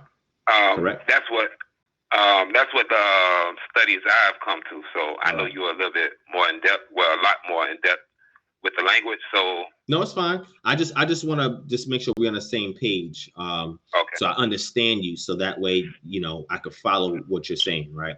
So your interpretation of the word kedem there would be formally. That's how you would say it. Instead of a location or direction like east, you'll say it's better interpreted as formally, right?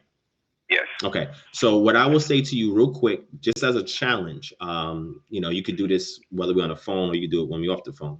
But the best way for you to validate that assertion, aside from you interpreting it, is to be able to find a lexicon that will agree with that. So I don't know if you have access to any lexicons. If not, I can email you some when we're done with this, so that way you have some for free.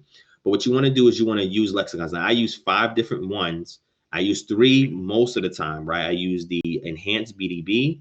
I use the Halot, which is the Hebrew and Aramaic lexicon of the Old Testament. The Enhanced BDB is the Enhanced Brown Driver Briggs. And then I use the Classical Dictionary of Biblical Hebrew, right?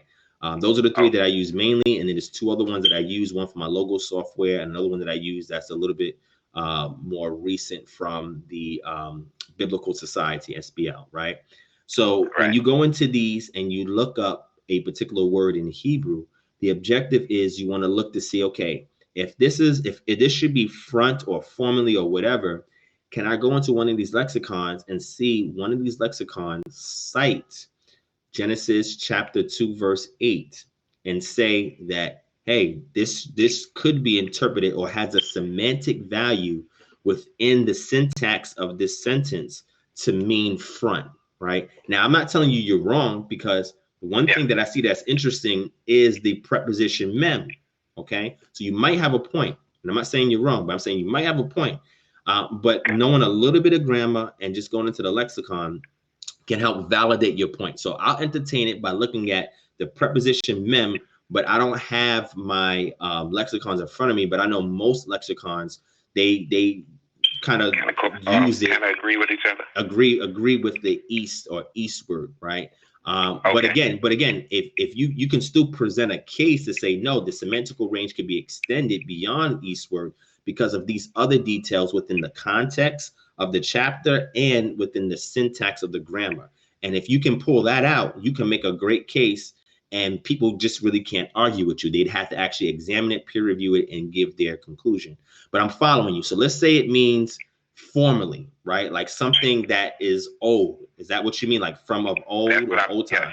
Okay. So we see a lot of time that usage in the book of Psalms. Psalms uses a foretime and stuff like that as well. All right. So I'm following you. So Genesis 2:8, it could say he planted a garden in Eden in former time, at a former time. All right. Exactly. So I follow you. So go ahead. And he put there the man who he had formed, the formed man, not the created man. All right. So I'm following you, my brother. So go ahead. So he took the formed man and put him into that garden. And so now when we to see the second man, you go to Genesis chapter 2, verse 15. Verse 15, all right. So 2:15 says, let me go over it. Let me pull up my Stone Edition Tanakh here. Vayikha Yahweh Elohim et Ha'adam Vayangni Chehu Began Eden Le Abeda Ule Samera, right? Or Samera.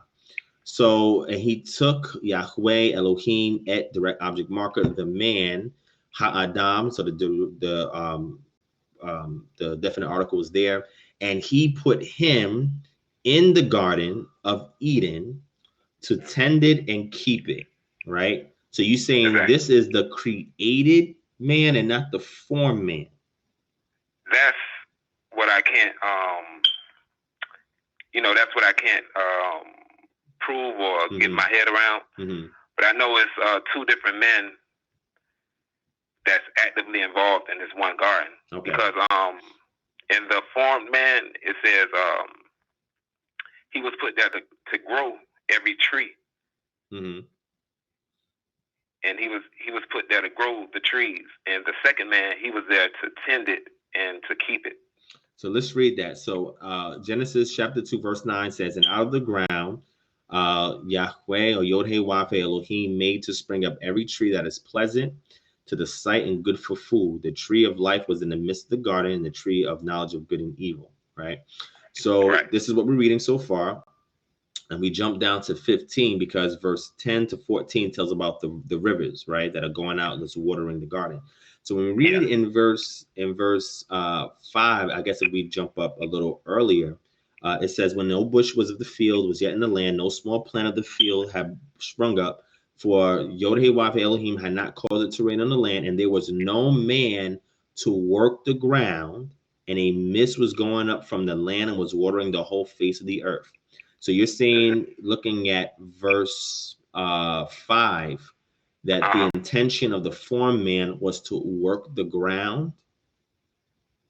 The formed man was to grow, was to bring forth. So in verse 5, who is that referring to? The created man or the formed man? In verse 5, this would be the formed man. Okay, so then that will go with verse 7, right? In verse 8, correct? Yes, it was followed all the way through. All right, so then in verse 15, and it says, verse 16, and Yod-Heh-Wav-Heh Elohim commanded the man, saying, you may surely eat of every tree of the garden, but of the tree of the knowledge of good and evil you shall not eat, for in the day that you eat of it, you shall surely die. All right. So you're saying that this is the created man? This man is not the formed man.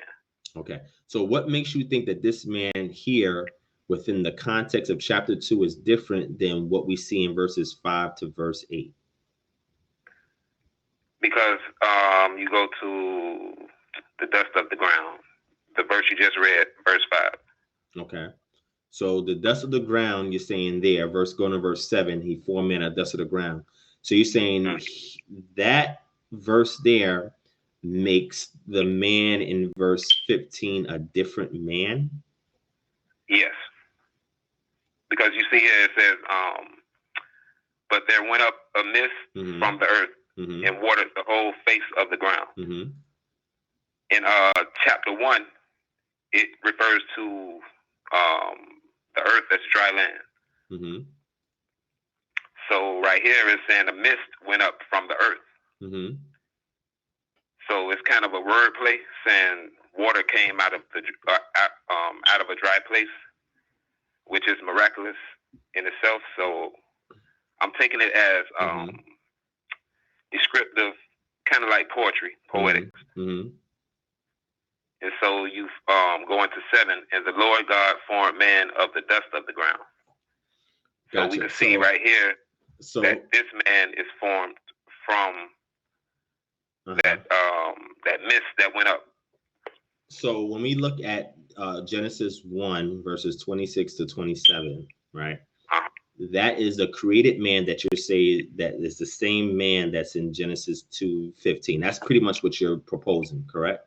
Yes. Yeah. Okay. So when the text says created, why would you disconnect the creation to being something that is formed? What would make you make that disjunctive, or what would make you separate the two? Is it because of the word there, the word created, as opposed to the word formed? And you're saying that these are referring to two different acts? 50% of it. Okay, and what's the other 50%? Would be just because of the wording right here. It says, "Let us make man." Well, I'm in chapter 1, 26. God said, "Let us make man in our image, after our likeness." And then it says, "Let them have dominion over the fish of the sea, and over the fowl of the air, and over the cattle." Gotcha. So in this case, the word for man is Adam, and in the context, it could be used to mean mankind, right? So that's why you'll see that plural word them that's there, okay? And the word where year do. And anytime you see that "u" at the end, that should be a third person plural within the context. And the reason why is because that word man, that word Adam, does not have a definite article before it. So just Adam by itself can mean mankind. And that's why you see that third person masculine plural suffix there that means them, and let them rule, right? Over the fish of the sea and the birds. Because I was thinking it, he would be Yahweh Shai. Whenever you see the word he. So whenever you see the word what? He. He? Yes. Show me where he is in verse 26. You would have to go to 27. Oh, 27. Okay. Yeah. So let's see. So he created Elohim et ha'adam besalmao beselem Elohim bara otau zakar unekeba bara otam. So here it says, and are you talking about why Yibra, where it says, so he created Elohim, or he created God? That's what you're talking about? Yes. So when you look here again, this word, so he created, right? This is going to be your consecutive wav or your conjunctive wav, right? Which is your wav and yod prefix, and you have the patak underneath the wav, and you have your dagesh in the middle of the yod with the hirik underneath, right? This is your prefix, right? And you have that word bera, right? So you have beit, you have your shewa, you have your resh, your kametz, and your aleph. So this should really be interpreted as a perfect, or something that was already done, a perfect tense. So it should be so he created, and then you have the word Elohim. Now you see something similar here in Genesis 1:1, right? Where you have the word bara that's there. Yeah, I'll bring it up. 1:1. You have the word bara that's there, and this is something that a lot of people know. We have Bereshit bara Elohim et ha shamayim ve'et haaretz, right? So that word there in the beginning, that word bara there, is your perfect third person masculine singular, which is he created, and then you have the plural word Elohim. So what people do to try to explain that, right? Because in Hebrew it should read, in the beginning he created God, and then you have your direct object marker et, which has no English equivalent translation, which is just pointing to a direct action that the subject is performing on the object, right? Which is the heavens and the earth, that he created, and that Elohim plural. They try to say, okay, that can mean a majestic plural, which means that it's talking about the innumerability of the Most High. So it's speaking in the sense of his greatness. That's called a majestic plural. I don't subscribe to that notion. I believe that was a development post-exilic. The pre-exilic interpretation of this, if you were to give it to a pre-exilic Israelite community in the Iron Age period in the region of Palestine today, which we would call ancient Canaan or Israel, they would have saw it as a collective noun, like the word team, the word corporation, and they would have saw it as a collective noun. So if I use the word collective noun, I said the team won, right? Team could be singular. The corporation did A, B, and C. I'm speaking of it in plural sense, but in the grammar of the sentence, it operates as a singular entity, right? So this here, from my interpretation and what most objective scholars interpret it, represents what's called a divine council, right? And that means that it's a collective entity. And when you study the divine council more, which you'll see unpacked in the book of Psalms, you'll see that it's a henotheistic model within its divine council. There is a chief entity that presides, a chief creator entity that presides over a host of other entities. And each one of those other entities in that divine council, they also have hosts where they have their own independent councils as well. And we see some of that also in West Semitic literature, such as the Ugaritic tablets, right? And the Baal epic, and the Aharat tale, and so forth, right? So when you say he, and this is why I'm very careful to say anything that I see in the book of Genesis as being Yahweh Shai or Jesus, we have to be careful with that notion, because we have to properly interpret it the way it was written by the author and what the author intended for the audience to receive. So if we believe this was written, my subscription is that Genesis was finally laid down during Babylonian captivity. Why? Because the Israelites from my research, didn't really care much about a cosmogony story and a patrilineal connection to neighboring groups until they went into Babylon, and they had to pretty much retain their ethnogenic identity, right? So in there, pretty much getting from the story. Correct. So in there, this is where they began to redact this oral tradition of Genesis so they can have their own unique cosmogony and anthropogenesis story of how man came to be, how Israel came to be, how the world came to be. But it has nothing to do with the beginning of God and divine council, how they came about.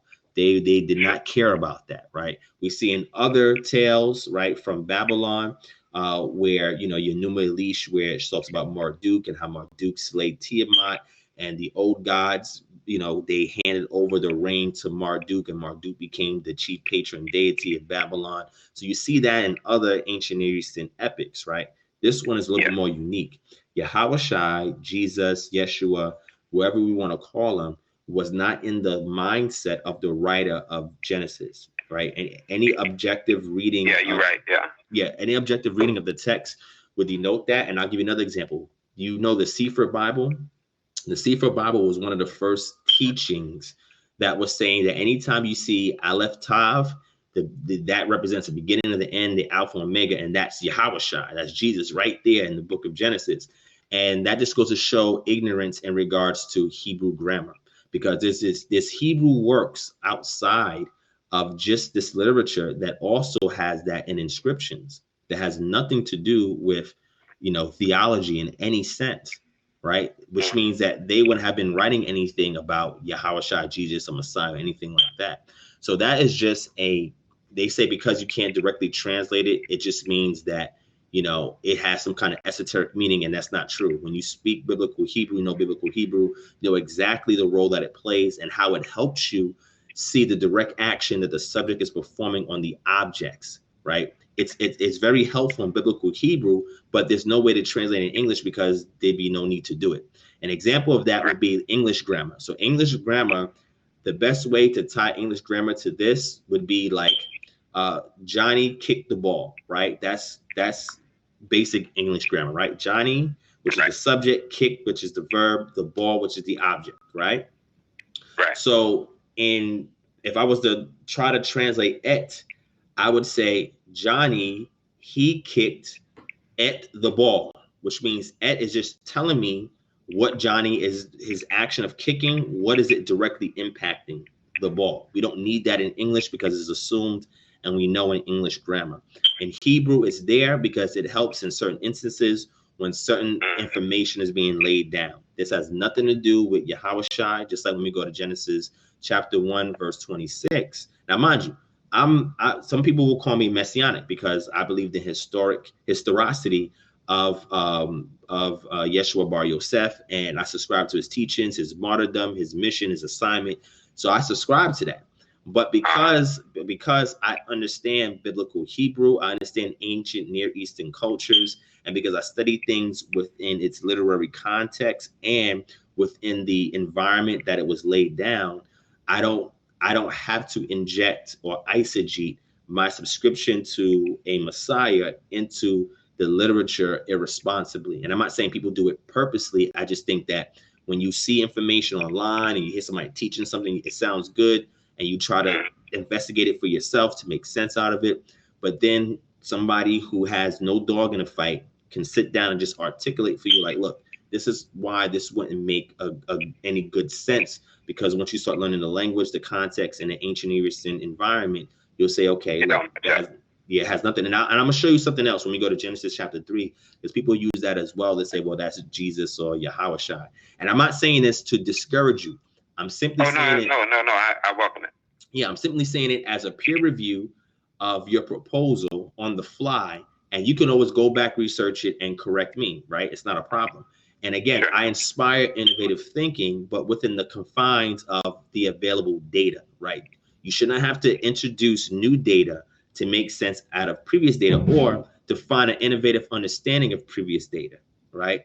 So I can innovate by looking through the text, by the data that's there without adding to it, by looking at it from different perspective because I may have retrieved more archaeological data, right? And I can say, hey, look, there's more archaeological data in Iron Age Israel sites where they're speaking about cosmogony. And I can take some of that data and I can measure it against what we read in the text, and it can help enhance my understanding. Or let's say that there's some kind of difficult passages that linguists have a difficult time, meeting out. And let's say somebody writes a doctoral dissertation where, in your dissertation, you try to be innovative and they actually figure out what that means based on looking at a sister language. This is why Ugaritic is extremely helpful to classical biblical Hebrew. And then you get new insight because, hey, this was a gloss here, meaning that it's a word that we just use a general word to define, but you'll see that that word is used or parsed differently in another language, and it gives you more insight to a particular word. Now you can go back with that understanding and better interpret the passage. Those are responsible ways to innovate when reading the text, right? Okay. And now this is not to tell people that you can't get any kind of divine revelation. Of course you can, but your divine revelation cannot supersede the logistics and the logic that's contained in the data that's there, right? It should enhance the data that's there. So your insight that you're given, correct. So it shouldn't have to be forced. So in Genesis chapter 1, verse 26, there's some people that look at that and say, hey, here, this is Jesus, this is the Holy Spirit, and this is God the Father. And they over here making man. Well, that's the issue, because you would have to say it's the same thing, because they see that word, let us make man. Well, that word, let us there is only agreeing with the grammar before it.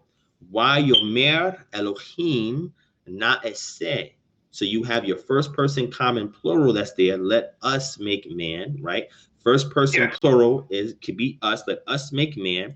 It's in it's a cow stem, and it's in the imperfect, which means it's the future tense. You have your nun prefix, which is your our, us, or your first person common plural, let us make man. And that's going in agreement with yomer, which is your third person masculine singular, consecutive imperfect, which is future tense, right? And he said, or he will say, or it could be your infinitive, he will say. In the cow stem, God. Well, what do you mean? And he said, well, that collective noun, that team, that corporate, that any kind of entity that is plural in its denotation, but is singular in its usage in grammar. So this is just saying, and he said Elohim, when it says he, is talking about the collective entity Elohim, let us make man. Well, that would make sense because it's a collective. We see Elohim is plural, now masculine plural noun. So it agrees with na'aseh, let us make man, Adam, in our image. That word our, your suffix new, that's your our image and our likeness, right? According to, whatever guidelines that may be, and let him rule over the fish, etc., etc. So what I'm simply doing is just trying to take my time and just walk you through, just to show you that you can still subscribe to a Messiah without having to force him in certain passages based on presuppositions that are learned from teachings elsewhere where people are ignorant of this type of study, right? So I'm just trying to enhance you so you can get better insight. So next time I speak to you, you can say, wait, based on what you said, Divine, I used those tools, but then look at this. And I can say, oh, wow, yeah, it was interesting. You know what I'm saying? That's how we sharpen one another, right? And let me do the last one for you, Genesis chapter 3. So I'm not throwing away your notion, because there's something called the gap theory, and there's other things that propose that you had one race of people that you see in Genesis 1, and then you have a specific conscientious group of an individual in Genesis 2. There are theories on that. I even teach a theory on that I've been teaching since 2014, right? So there's various theories that there's two different groups of hominids that are there, one with consciousness and one that's just in that realm for whatever specific purpose, that we then can see can go into a city and finding other people there and marrying into that seed, right? So you can make these arguments, right, based on the textual data that's there and anything else you can pull for ancient Near Eastern cultures, right? But what I would say is that you don't have to force something here if it's not there. Let it be, read it as it is, and then try to find something else innovative about it that you can interpret to somebody to bring them insight to say, look, the reason why it's good to look at it this way is because on your spiritual journey, right? When you understand how there was two separate entities, one is purposed and one is not. When the Most High says that he makes evil for the day of destruction, well, hey, we see that there's some entity that was made for destruction. We go back in Genesis, the flood killed them, and there was some that was made for a purpose, right? Hence why Noah and his sons survived and replenished the earth. So you can still use these theories if you use it within the data that's available and within the confines of the rules that help to dictate or progress you forward in your understanding of the text. So the last thing I want to share with you, and again, keep going back into that Genesis 2. If you can find a way to connect Genesis 1:26 with 2 and 15, keep researching it, right? Look for other scholars that have spoken on it. I don't recommend fringe authors, like people who just get an idea and write about it, but there's still some truth in things that they say. You just have to be careful on how you parse it out. But keep researching it so the next time you call in, we can have another build on it, and this can just sharpen you. If you need a lexicon, if you need a grammar book on Hebrew, if you need ancient Near Eastern text, email me, kingdomharbinger@gmail.com. Let me give you the tools that you need so you can be even better at what you're already doing, okay? So yeah, I appreciate that. Yeah, of course. Let me get Genesis 3 real quick, and then I'm gonna close out, just open up for another question. And again, you can always call back and we could talk again, all right? So let me get Genesis chapter 3, all right? Can I sure, say one thing before you go into chapter 3, because what I'm gonna bring out is in chapter 3. And this is maybe the last bit of information I'm going to relinquish as far as to what we were talking about. It's just that I have to get this out right quick. Sure. Okay. Wow, where is that? Let me see what the servant said to the woman. Yeah, so you in Genesis 3. That's where I was going. But yeah, I'm in. Okay. Yeah, I'm in 3. Okay. Wow. All right, go ahead, because I can't. No, it's all good. So I'm going to show you something. And it's this word zera'ah, right? So in Hebrew, zerah means seed, right? When you have ah suffix, that's the feminine singular, right?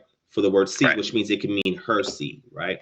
So when we go to Genesis chapter 3, verse 14, it says, then Yod-Heh-Wah-Feh Elohim said to the serpent, because you have done this, cursed are you above all livestock, above all beasts of the field. On your belly you shall go, and dust you shall eat all the days of your life. I will put enmity between you and the woman, between your offspring and her offspring. So let's examine that, right? So here the word and enmity is we'eba asit benekha uben ha-isha uben zer or zar akah, which is in your seed, right? And uben zar ah. So there's a difference here. Zar akah. So you have your zayin resh, you have your ayin, you have your final kaf, and you have your kametz. So that means your seed, in the root is still the word zerah, which is masculine, right? Your seed, right? And the second person, which is towards the serpent, between your seed and uben and zar-ah. So in this case, the root word there is zerah, but it's in the third person feminine singular, which is different than the second person masculine singular, which means a seed that's connected to a woman or some kind of feminine seed. So the question people would say is that, whoa, hey, in this case, it's automatically that gotta be Yahushua or Jesus, because he had a virgin birth, and that's the only way that something could be a woman's seed, right? Yeah. And that's what will be proposed, but that is the wrong way to interpret this. And the reason why is because you'll see this. Okay, go ahead. I'll let you. Go ahead. Oh, sorry about that. It was what I was saying was the seed, his seed and her seed. I thought it was his seed would be a male and her seed would be female. Why would you think that? How would you distinguish that the seed's gender is male or female from the text? Because it said the enmity. I will put enmity between his seed and her seed. Okay. So that word enmity just means hostility, animosity between two parties, right? Exactly. But that's not denoting gender. So So that would, I mean, you could propose that, but the text doesn't specify it. So it don't support it the way I need it to. It's not that it doesn't support it. It just doesn't specify it. So you can speculate. You just can't say with certainty that it's a male seed from the serpent and a female seed from the woman. But what you can say with certainty is that the word seed there is the feminine when it talks about the serpent, and masculine talking about the serpent and feminine talking about the woman. And the question is, why would it be rendered as her seed when people will say, well, women don't have seed, right? Like the seed in this sense is referring to a man's seed. So what does that mean? Well, that's extremely important because you're going to see the same thing show up when it deals with other women being barren. And this text is saying her seed. And the reason why it's saying that, because you have situations where, like Abraham, he had Sarai, he had Hagar, and he had Keturah, right? He had 3 women in which he had children with. But when it says her seed, like when the message of promise goes to Sarah, it's saying her seed. That means the seed coming from her, not Hagar, not Keturah, but her seed is the promised child. And then it goes on from there because polygyny was something that was being practiced during that time. So when a prophecy went out as far as the promise of a seed in the book of Genesis, Zera'ah is there because it's denoting the seed coming from that specific woman and not any other woman that could be a possibility. And this is just the language giving you details so you can get insight on what's going on in regards to the actual literature, right? So I just wanted to share that. And there's other places where you'll see her seed. But what I would encourage you to do is just go look into the story of Abraham and Sarai, and then later on look in Jacob and his Rachel and Leah, and go see something similar through there, right? And you even something peculiar with Yosef himself. But go ahead and research that. But I just wanted to bring that out just to kind of help equip you.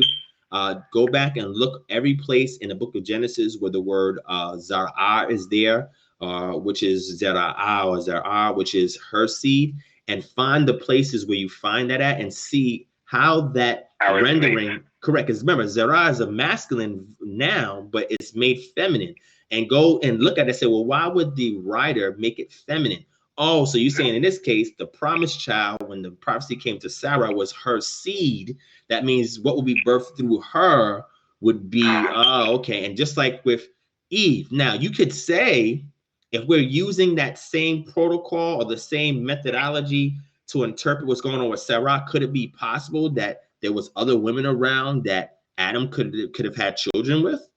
I mean, maybe that's another discussion altogether. But we know, at least through Eve, right, through Hawa, through her seed, we know that whatever this offspring is, it's going to be bruising whatever the offspring is of this serpent entity, right? And even that word for serpent there is the word nahas. That word nahas can also mean bronze. Just like when we see the story of Moshe, and the brazen serpent is raised up, right, in order to redeem the children of Israel by being bitten by the serpents, right? That word there just literally means nahas. So if you go back to Genesis 3:14, I'm pulling it up right now, and you see here it says, Yomer, and he said, Yahweh Elohim, El to or towards Han Nahas. Ha is your article, and your masculine. Masculine noun singular, which is the serpent. That word there, look it up. The word nahas means bronze, but it's also likened to a serpent. Why? Because the serpents that was common in the regions in which the author was writing was bronze. So they affiliated that adjectival noun to an actual animal, right? Or serpent, right? So, but you hear something. Serpent can also mean like prophesier or foreteller or something like that. Well, you got to give me what passage you see that at. So I see it like something that can bite you. Nahas is something that can bite you within the context of like Amos and Ecclesiastics. We know it could be like a staff, like what Moses had, right, in the book of Exodus. Then it's rendered like as a tempter of some sort, and we'll be reading in Genesis, or it could be some kind of mythological creature like we see in the book of Job, right? Some kind of fleeing serpent or some kind of supernatural character, right?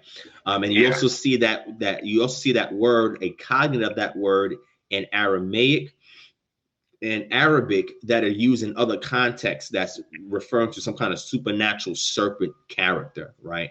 So you just gotta find what passage and then use the context, use some of the language elements and try to interpret. So if you're gonna say prophesy, I would just say, well, I can't say you're wrong or not. Just give me the passage and we can go through the passage and see if that's the best way to interpret it, right?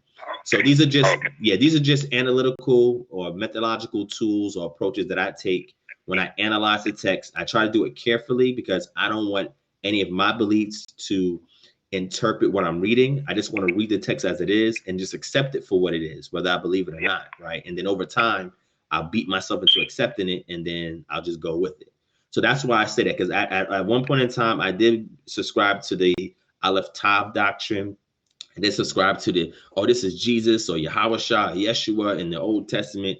And I just say, look, that right there does not work. And anybody that knows a language, knows ancient Near Eastern culture, and knows any form of hermeneutics, whether you exegete in the text or doing midrash, you know that that's an improper way to render the text. Like, that's not responsible, right? So I try because I was kind of reading it with the presupposition to find Christ in the script. So that's mainly the reason why I probably end up making those assumptions. So wait, hold on real quick. My brother Jordan's Cadet is in the chat and he brought something to mind. He says Nahash can mean a hissing creature, which people attribute to a snake, right? Or it can mean a bite, right? And again, we have context for that. So Jordan, my question for you is, give me a passage for soothsaying, because we know soothsaying can be a form of chanting, a form of making some kind of hissing sound, like he just said. And we know that soothsayers would do that, right? In order for them to invoke the presence of some entity that will enable them to tell some kind of fortune, right? What word was that you said? You said what? What word was that you just used? Soothsaying. Soothsaying. Oh, yeah, okay. Which is a form of prophesying or unlawful prophecy. So I'm asking my brother Jordan's Cadet, because he was throwing you some alley oops, right? So I was asking him to give me a passage for soothsaying, because that would be the closest thing to prophesying that you're mentioning, and I wanted him to give me a passage so we can dissect it real quick. So if you rock with the chat, you'll see that they're pretty objective. Oh, yeah. You know what I'm saying? They'll agree with me. I like bouncing ideas off of exactly. Sometimes they'll agree with me. Sometimes they'll say, no, Divine, look at this. So sometimes the caller will call in and they'll say, no, the caller is right, and they'll give some details. So I'm open to learn as well. I'm just waiting for him to give me a passage for soothsaying before you go, so that can enhance what you just said to me. Like it's going to enhance you, because whatever hunch you was on, that will help it right there. So Jordan, if you can, please drop that passage so I can give it to the caller. And caller, I'm gonna let you go. Just keep an eye on the chat. Let me get one more call in, and I'm gonna hang up, right? Because I'm gonna end early. Thank you for calling, my brother. Divine, go ahead. One little last thing. It's gonna be real quick. All right. I wanted to bring this up. It's gonna be real quick. Genesis 2, verse 18. Okay. All right. And the Lord God said, "It is not good that the man should be alone. I will make him an helpmeet for him." And out of the ground the Lord God formed every beast of the field. Okay. And we go, let's go to 20. And Adam gave names to all cattle, and to the fowl of the air, and to every beast of the field. But for Adam there was not found an helpmeet for him. So when I'm reading this passage, it seems like the helpmeet is not, the rib is not the woman. So that works to limb that's there. What would you say that is? What does that help me? This would be like, since you say we could find references and stories that come later on, we could go to bone of my bone, flesh of my flesh when Jacob went to get Leah, I think. Mm-hmm. And he went to his mother's brother, right? Mm-hmm. Mm-hmm. So he went to his uncle and took his daughter. Mm-hmm. And he said, this is now bone of my bone and flesh of my flesh. Mm-hmm. So the helpmeet for the formed Adam, the problem would have been in the garden that he couldn't reproduce because he needed, the helpmeet needed to bring a woman to continue the way of life. So who's the helpmeet entity? The helpmeet would be Adam.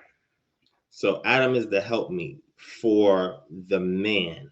For the formed man that was placed in the garden. So the formed man, you're saying that's an individual, or is that a collective group of individuals? I think this is the Adam that received the breath of life. So you're saying the formed man and the created man work together to get the woman. Exactly. That is well, with some kind of communion going on to where they needed each other. Mm-hmm. Because that's why after he gets his woman, he's told to leave his mother and his father. Okay, or it could be that this text was written by Levitical scribes, and they would have already had the understanding of, like you said, Jacob going to get a wife for himself, right? Sure. And then they're going back in retrospect and they're writing that into the passage, or that could have been a redactor added in. So it all depends on how we handle that passage. But what I will say is that that's an interesting assertion that I would look into. I've never heard that before, and that's fine. That would just inspire me to research it further, and that would just inspire me to say, next time we talk, I'm gonna need you to bring more information, because that right there is a mind blower. You know what I'm saying? So definitely do that, please, because that's interesting. Okay, I will. Thanks for your time. Thanks for the edification. Thanks for all your help. Anytime, my brother. Thank you for supporting this channel. Thank you for calling in. And I look forward to building with you again, all right? All right. Shalom, brother. Shalom, brother. All right. So that was a great build, me and the brother. I just want people to know that I'm not out here trying to put nobody down, disrespect nobody, and say, oh, you don't know what you're talking about, you bugged out. I'll entertain it. Even if I've never heard it before, I'll entertain it. You know what I'm saying? And say, okay, let's examine it. And then what I'll do is I'll comb through it with my own methodology and pick things up, right? But let me let this another call come in. To accept, press 1. To send a voicemail, press 2. What's going on, big homie? What's up, man? Let me mute this right here. Okay, I got a couple of things. I'm gonna throw them at you really fast. Let me mute this first. Okay. All right. I got a couple of things. First thing is what you said. Let me show the verse. I was looking for it. Okay. In the BDB, the second entry of Nakash is it says, practice divination and to divine. Originally, the word is supposed to be like to whisper, not to whisper. I'm sorry, to hiss. But hissing is akin to whispering. And it's given Bible verses. It says 2 Kings 21 and 6, 2 Chronicles 33 and 6. You could see the second entry of Nakash in the BDB is going to show you a whole list of verses, and one of them is to practice divination, because chanting, like this type of talk, is related to this word. But I would never tell people like this is a like that's what it means, because it always starts with an original meaning and then connotatively becomes everything else. Correct. And I was also going to throw in these ideas right here, because I've been thinking a lot about listening to your debate, especially you had that debate with the two guys, and a lot about emotions and power. And I was going to say, what do you think about this? Because I think this is just an idea right now that I'm trying to understand more, that every single emotion is an expression of a specific state of power that we are currently at. And I say that because when I think about fear, I think fear is like an involuntary acknowledgement of something more powerful than you. And also, but fear would be on the extreme end of this spectrum, because it's the same way you could lay colors out on a spectrum, like different wavelengths of light. Emotions are the same way, which is why I think certain songs can evoke dark emotions, because they have lower pitch, higher pitch, type of things like that. Also, envy and anger are also different expressions of a low state of power. And aggression is also somewhere, I think aggression comes before anger. I don't know if it comes before or after, but it's somewhat close to anger. And it's an attempt to restore power that's being sucked out. And I'm saying all that because when I listen to your debates, I'm like, you debate people that I say, for the most part, they're on a lower class. Now, I'm taking this whole class thing because when I think about angels and like, you know, just different people throughout life, people's curiosity, like people who I would say are like kind of like just, because I don't want to sound offensive when I say lower intelligence. You can keep it real. You can keep it real. Yeah, they're not there. They're not that intelligent. Their sensibility is very low.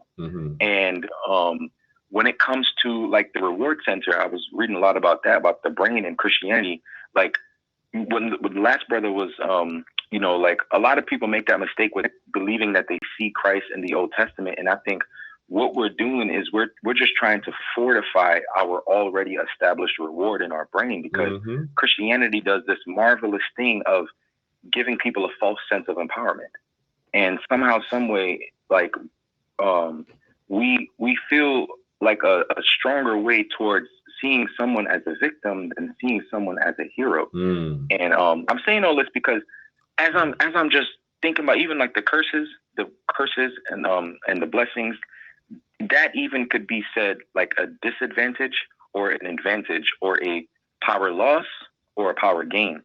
Like Deuteronomy with how Israel would live like this if you didn't have a God, because the more and more I think about the book of Exodus, the more I think about our state and condition. We just live in a powerless state. Like there's no way you can't unify without a common fear. There's no unity. Correct. You see what I'm saying? Like it just can't happen. And I feel like I don't want to reveal what I think is a reality to someone who probably isn't able to cope with that or manage with that. Because I'm okay with that, knowing that. But I know we can still do something in a powerless state. I agree. But we're not going to we can't be idealistic with how far we can go, because we just don't have enough power to gather a bunch of people. Now that's excellent. Now let me ask you a question. Would you like to speak on a card with me? A card? Yeah, meaning that I have speaking engagements throughout the year. So what they do is on a card, which means like we have, this is the main speaker, these are other speakers. So I'm saying, would you like to speak on a card with me?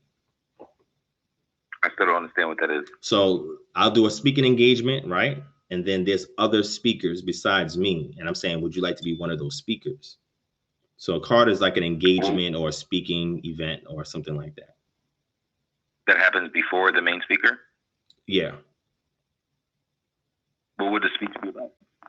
I mean, whatever topic of your choice.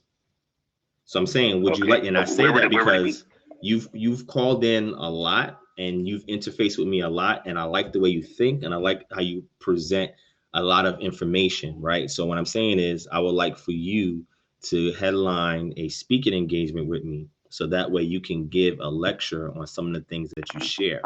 If you're comfortable. If you're not comfortable, that's fine. If you are comfortable. Oh no, I'm comfortable. I'm just, you know, you throwing this at me for the first time, so I'm just trying to gauge it in my mind. Who am I talking to?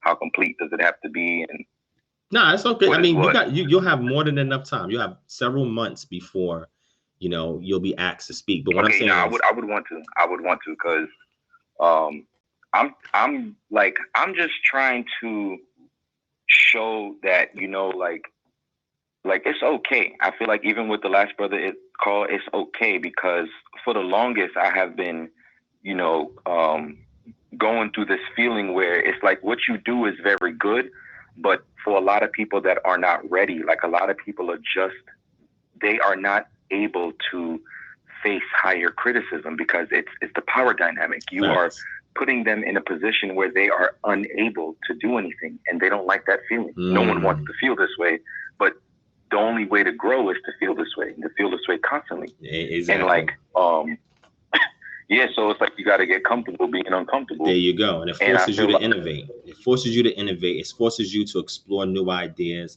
and it forces you to accept things as they are, right? And I think that's the most difficult thing about this type of information, is the acceptance part. And that is what people do not want to relinquish their power to, because they feel that it renders everything that they've garnered prior powerless, right?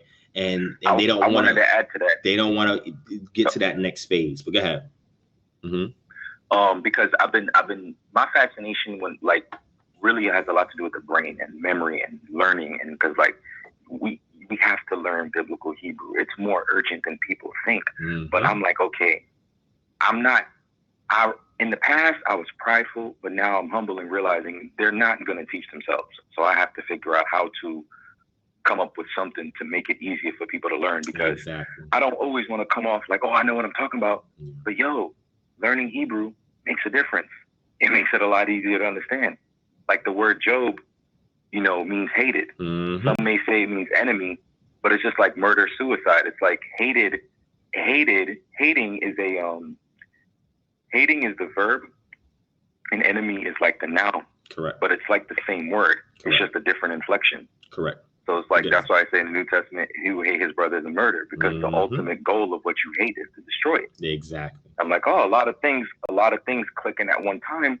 And in regards to what you were saying about health earlier, I was going to say sugar, being in a constant state of entertainment, all these things, anything that triggers a constant release of dopamine and all these feel-good chemicals, the very first thing it affects is memory. People who spend a lot of time entertaining themselves, including myself, you will have a hard time remembering things, because remembering things is a very intricate process. It's probably the most intricate process, is remembering things. Because if you're not very logical, it's going to be hard to remember, because you cannot remember things you don't understand. But you can't even build understanding without memory, because understanding is like discovering something, associating something you already know. And it's a very, very hard process that the brain goes through. And every time you sugar and you television is another thing. Just all the screen time we have, it's eating away at your memory, and it's making it impossible to build understanding. And ultimately, without understanding, you have no power. And then the struggle with sin gets greater and greater and greater, because a lot of sin is so much more easy to overcome when you just know. His brother thinks just like me. Yo, so you said that you're willing to do that, right?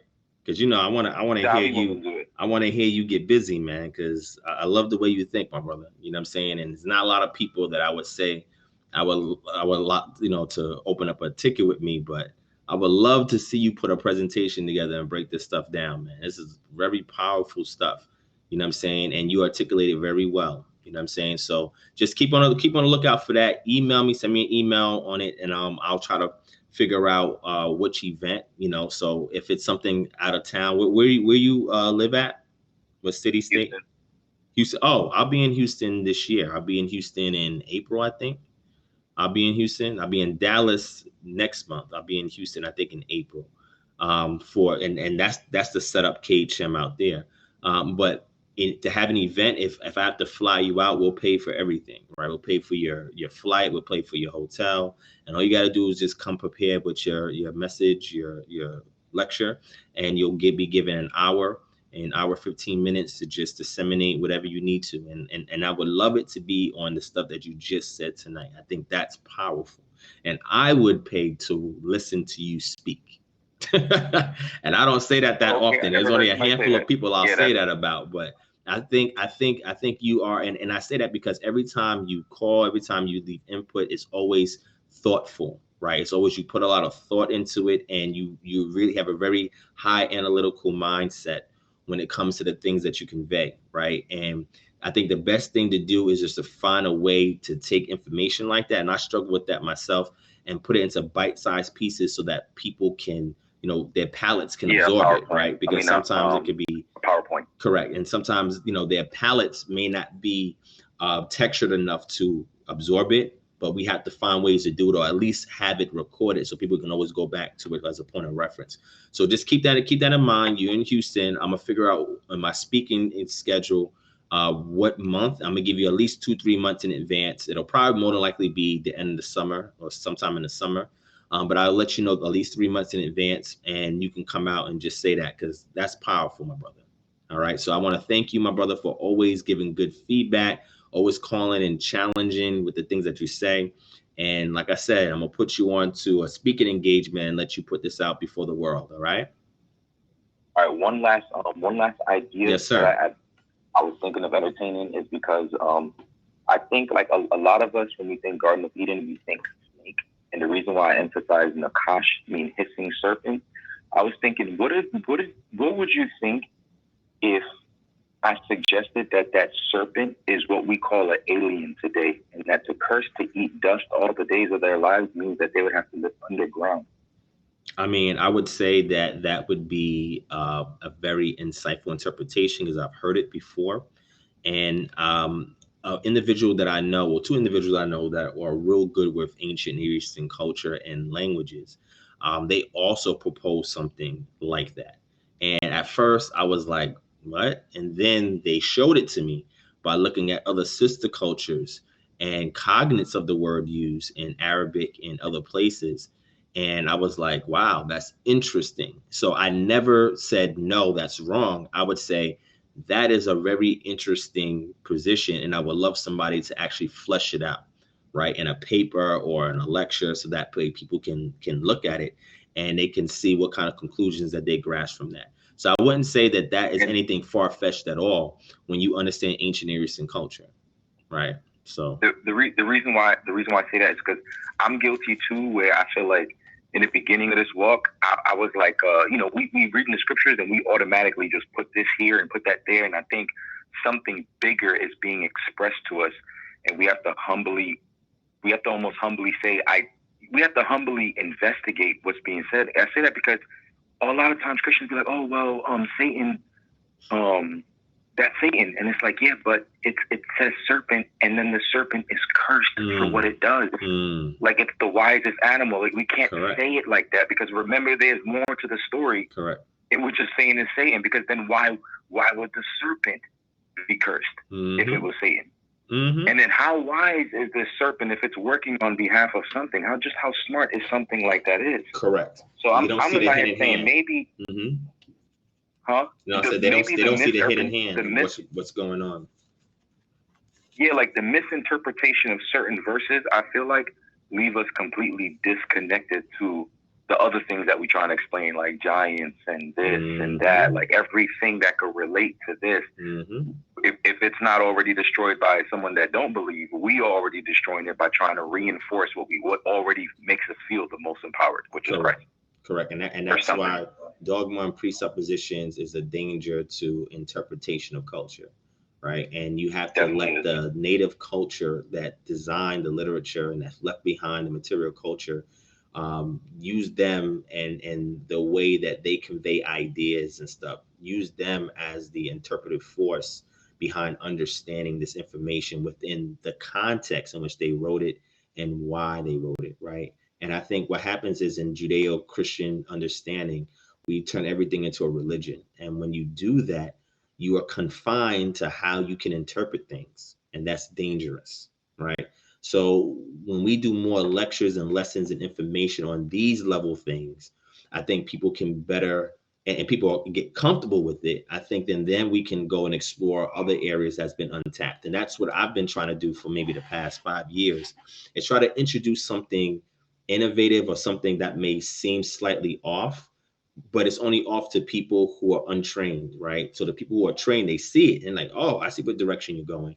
But I try to do things like the last lecture series that I did. I try to open people up to certain things and try to explain it in a certain kind of way. So once they are primed with that understanding, then I can go deeper, I can explore further, right? So they can get a better contextual understanding based on everything that I use in order to interpret what I'm reading, right? And I think people are getting there, especially in 2020. I think we're getting there. But we need more people to speak on certain things, right? To touch on certain topics, to challenge us, to say, well, is that possible or is that not?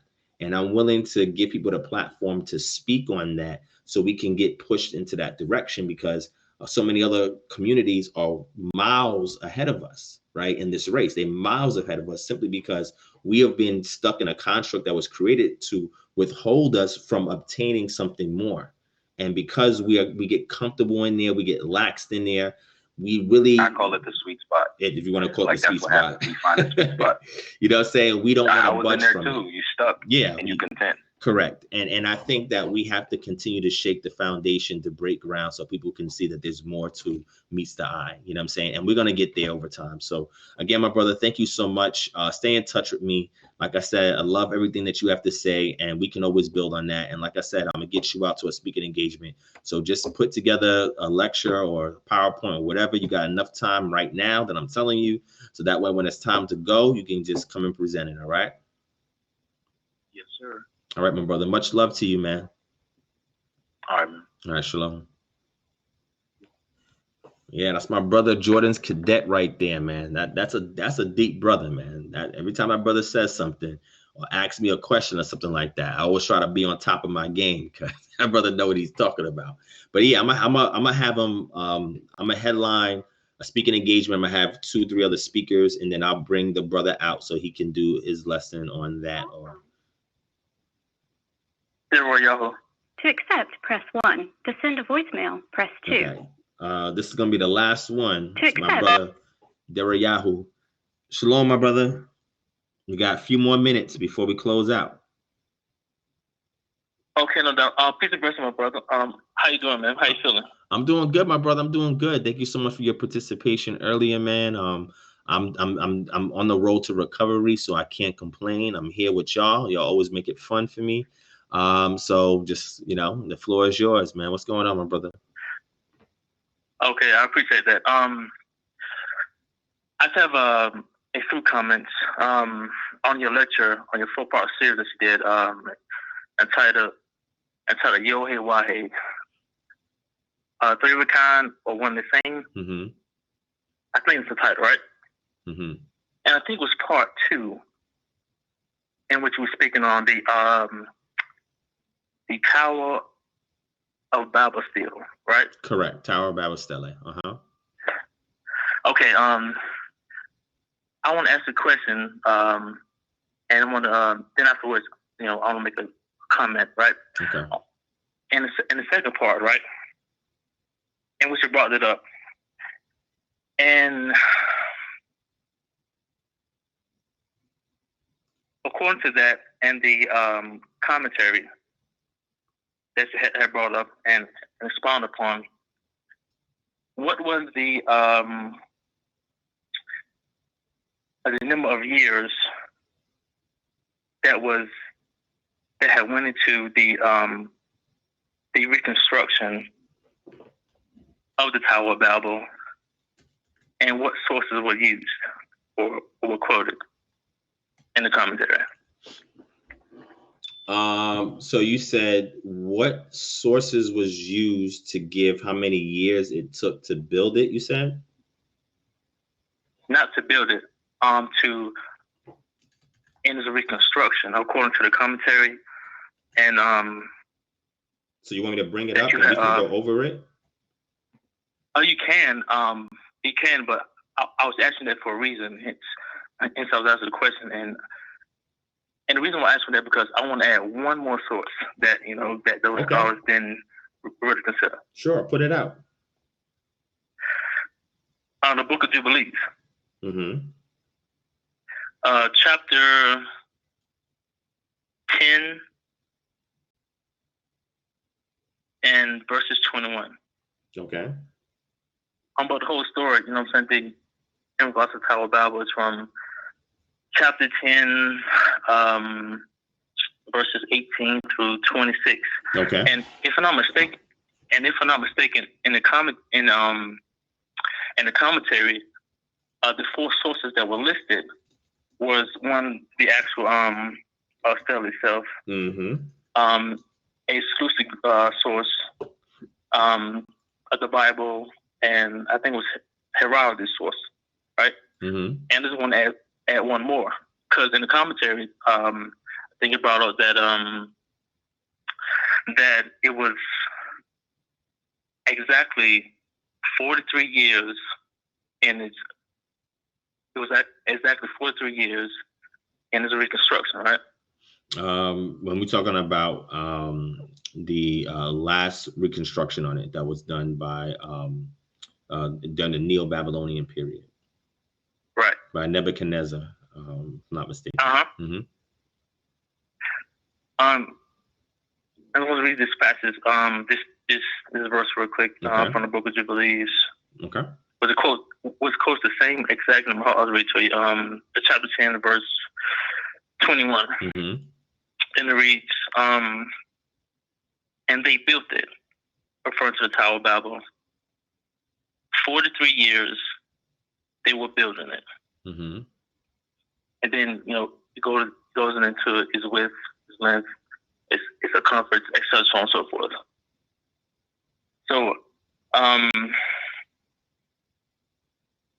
when I first heard you expound on this, I was kind of blown away because I was just reading it. Just reading it. In regards to that. So I was kind of blown away. Wow, yeah. But, that was in part 1, if I'm not mistaken. But yeah, I brought that out because I brought that out. I mean, I'm glad I brought it out to help you make the connection, right? For other people who look for those little gems because it connects other things for them. But I brought it out really to have it there within the context of what I was speaking about, and also to show people that there is archaeological data that supports things that are written in the text, right? So it's not just somebody sitting down, just making something up, right? Being absent from ancient Near Eastern culture, right? And what was going on during the time. These are people that have been well connected with that region, and they know things that were going on. So what they did was they gave their interpretation of it from Israelite culture, right? So when we go into book like the Book of Jubilees, which goes back and does a retelling on a lot of things we see in Genesis and Exodus, it gives additional detail as well. And that was something that was held dear by that Qumran community, right? So I remember reading that, and it didn't come to my mind until you said something just now. I was like, oh yeah, that was in the Book of Jubilees. Like if I would have thought about that, I probably would have mentioned that, but it wasn't even in my mind at the time. So now that you say that, I'm like, wow, that is interesting. I did read that in the Book of Jubilees, but it just didn't come to mind. That's interesting. That's interesting. So this actual artifact is in the Shaoyan collection, right? Which is it's not a private collection, but it's like a private collection, right? It's not really seen in a museum, right? It's something that there's images of it that's there. I would love to go see it, but what I'm going to do is get a replica of it, right? But when you read the actual stela itself, and this is the Entemenanki, right? The Entemenanki. So a lot of times people look for the Tower of Babel, but no, the actual tower that we're talking about has a personal name, has a proper name, right? Or they call the Zukarat Babibli, right? Which is, again, the ziggurat from Babylon, right? So the text reads, the house, the foundation of heaven and earth, ziggurat of Babylon, identifying a great ziggurat of Babylon, a Tower of Babel, right? The royal inscription of Nebuchadnezzar continues, Nebuchadnezzar, king of Babylon, and am I in order to complete the Entem Men Anki and En Ur Men Imin Anki, I mobilize all countries everywhere, each and every ruler who have been raised to prominence over all the people of the world, loved by Marduk, from the upper sea to the lower sea, the distant nations, the teeming people of the world, kings of remote mountains and far-flung islands, the base I filled to make a high terrace. So that means the base was already there, okay? He says, I built the structure. Their structures of bitumen and baked brick throughout. I completed its raising to the tops of the heaven, making it gleam bright as the sun, okay? So what he did was he magnified a previous ziggurat that had its foundation only survive, okay? A lot of times you'll see this happen when there are deities that are inspiring kings to build certain edifices in their name, right? And in this case, he's stating that because he's being loved by Marduk, he represents his deity. And this is one of the accomplishments that shows the might of the patron deity Marduk. Now, when you go and read some additional information on it, it says it's a Neo-Babylonian black stone found in Babylon. Time period is from 604 to 562 BC. So that would be approximately 40 something odd years. Okay. Stele with rounded top, 47, 25 by 11 centimeters. The back of the lower 2/3 missing, 3 columns, 3, 24, 24, 24 lines, and cuneiform script to the left. Carving of the Tower of Babel for front view. So there's actually an image of it. And I'll put it on the screen while I'm reading it, because I know some people probably want to see what it looks like. So I'll share that real quick so they can see what we're talking about. Okay. Let me pull it on the screen. I could just put the image up.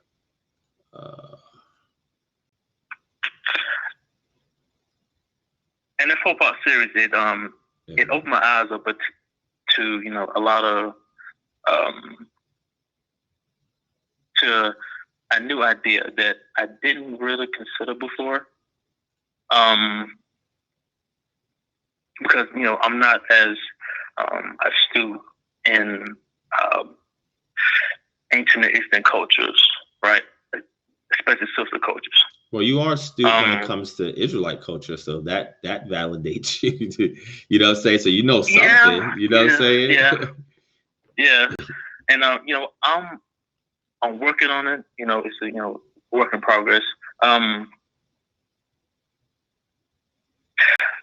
But I do have to say this as well. I mean, from a current standpoint,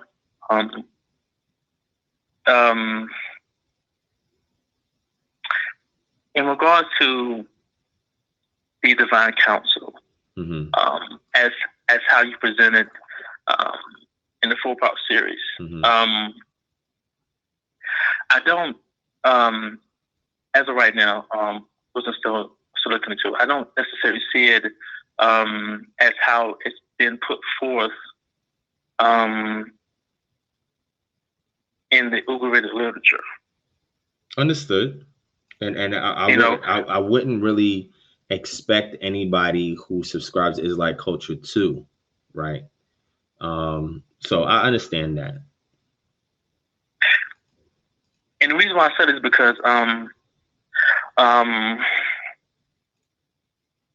know our ancestors, just as we're living today, they didn't live, in a vacuum. Correct. They deal with other nations, exchange with them goods, services, so on and so forth. I understand that. They exchange ideas, so on and so forth.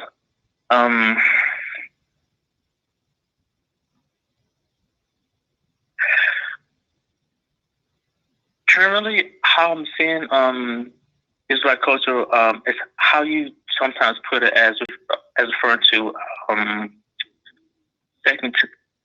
Second Temple Judaism.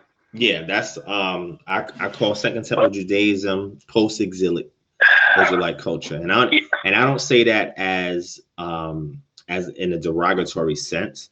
I'm just saying that there's an evolution in the development of understanding when the Israelites are outside the land and outside their sovereignty, right?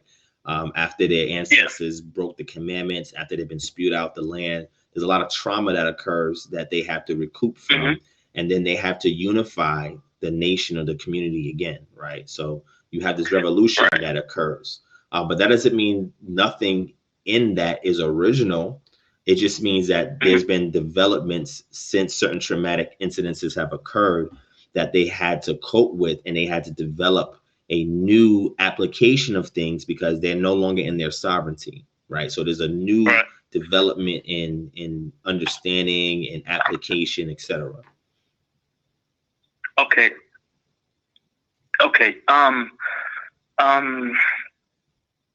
True, but I kind of disagree with it just a little bit. In a sense, okay, because for a while I was of the same opinion, but and when I was kind of doing so in a very broad and very general sense. Now I'm gonna let you know. I'm gonna give you 2.5 minutes because I want to close out before this session gets too long. But you could just make your final point, and then again, you can always call in next Friday, and we can keep talking. Okay, cool. But I was also in the very broad and general sense, like everything, pretty much, until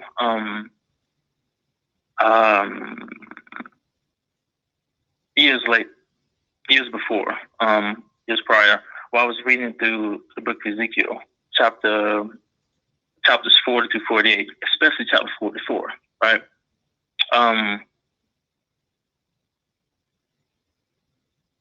Where he speaks about how many of the Levitical families were teaching Israel wrong. You know what I'm saying? These shepherds were going on off and all kinds of stuff.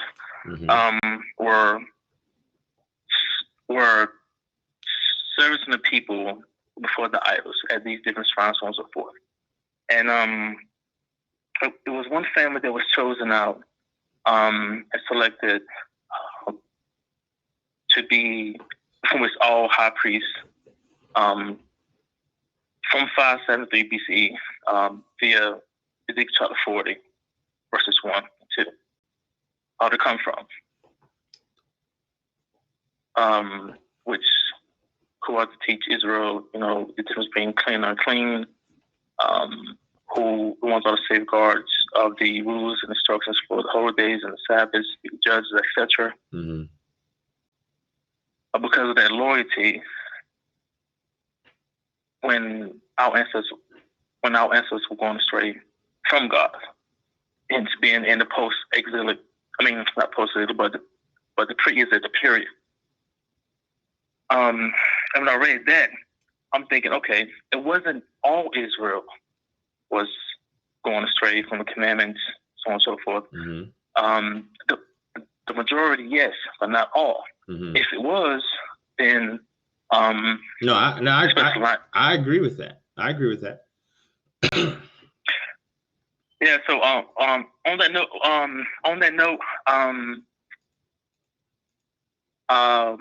I want to talk to you about some things concerning that. First via a phone conversation, and if you think necessary, we can have like a discussion, a lot of discussion, whatnot, and regards to this, because some things pertinent to. Yeah. So, no problem. On that note, I appreciate all you doing for the Israelite community. And thank you for being there and supporting, I'm man. gonna keep supporting. Yeah, man. I appreciate your support, bro. And I do enjoy the Israelite trivia. I do. Love it. All praise to the Most High, man. All praise to my soul. Thank you so much, my brother, man. You've contributed greatly, and like I said, a lot of times we talk about stuff that I know it probably goes over some people's head because they may not be able to follow, but I follow it and I like it. You know what I'm saying? And we can have off-air discussions as well. That'll probably be more formal, right? And we can actually get more accomplished that way. But yeah, thank you for calling. Keep calling in. Thank you for supporting. Keep supporting, my brother. Anything we could do to help you out, let us know. Email us at kingdomharbinger@gmail.com. You have the call-in number there. Anytime I'm live, you can use that number, or you can text that number too. And I can communicate with you that way. But yeah, please stay in touch, my brother. And again, I thank you so much for all your support and also for deferring things to other people, because I know that they're able to partake in it based on your sacrifice. So we appreciate you, my brother. Okay. Thanks so much, bro. And glad you're well. And much love and peace to the family. You too, my brother. Shalom. All right, family. So I'm about to end this session only because it's almost 4 hours and we end it before it hits 4 hours. Thank you, everybody, for watching this session. Hopefully, the gems that was dropped today helped y'all. Thank you, my brother Jordan's Cadet, for calling in. My brother Darayahu for calling in, and my other brother, he's in there. What is it? Jen and Jew 7-Day Theory. Thank you for calling in as well. Thank you for sitting through these almost 4 hours of information. Hopefully, it impacted you in a positive way. Please share this video. Hit the thumbs up. Subscribe. Also, if you want these shirts, email us at kingdomharbinger@gmail.com. Go ahead and make a donation. Let us send you these shirts. so you can support a greater cause. And also all your donations go towards us providing those free services that we mentioned earlier. All right, so much love, family. Thank you for watching.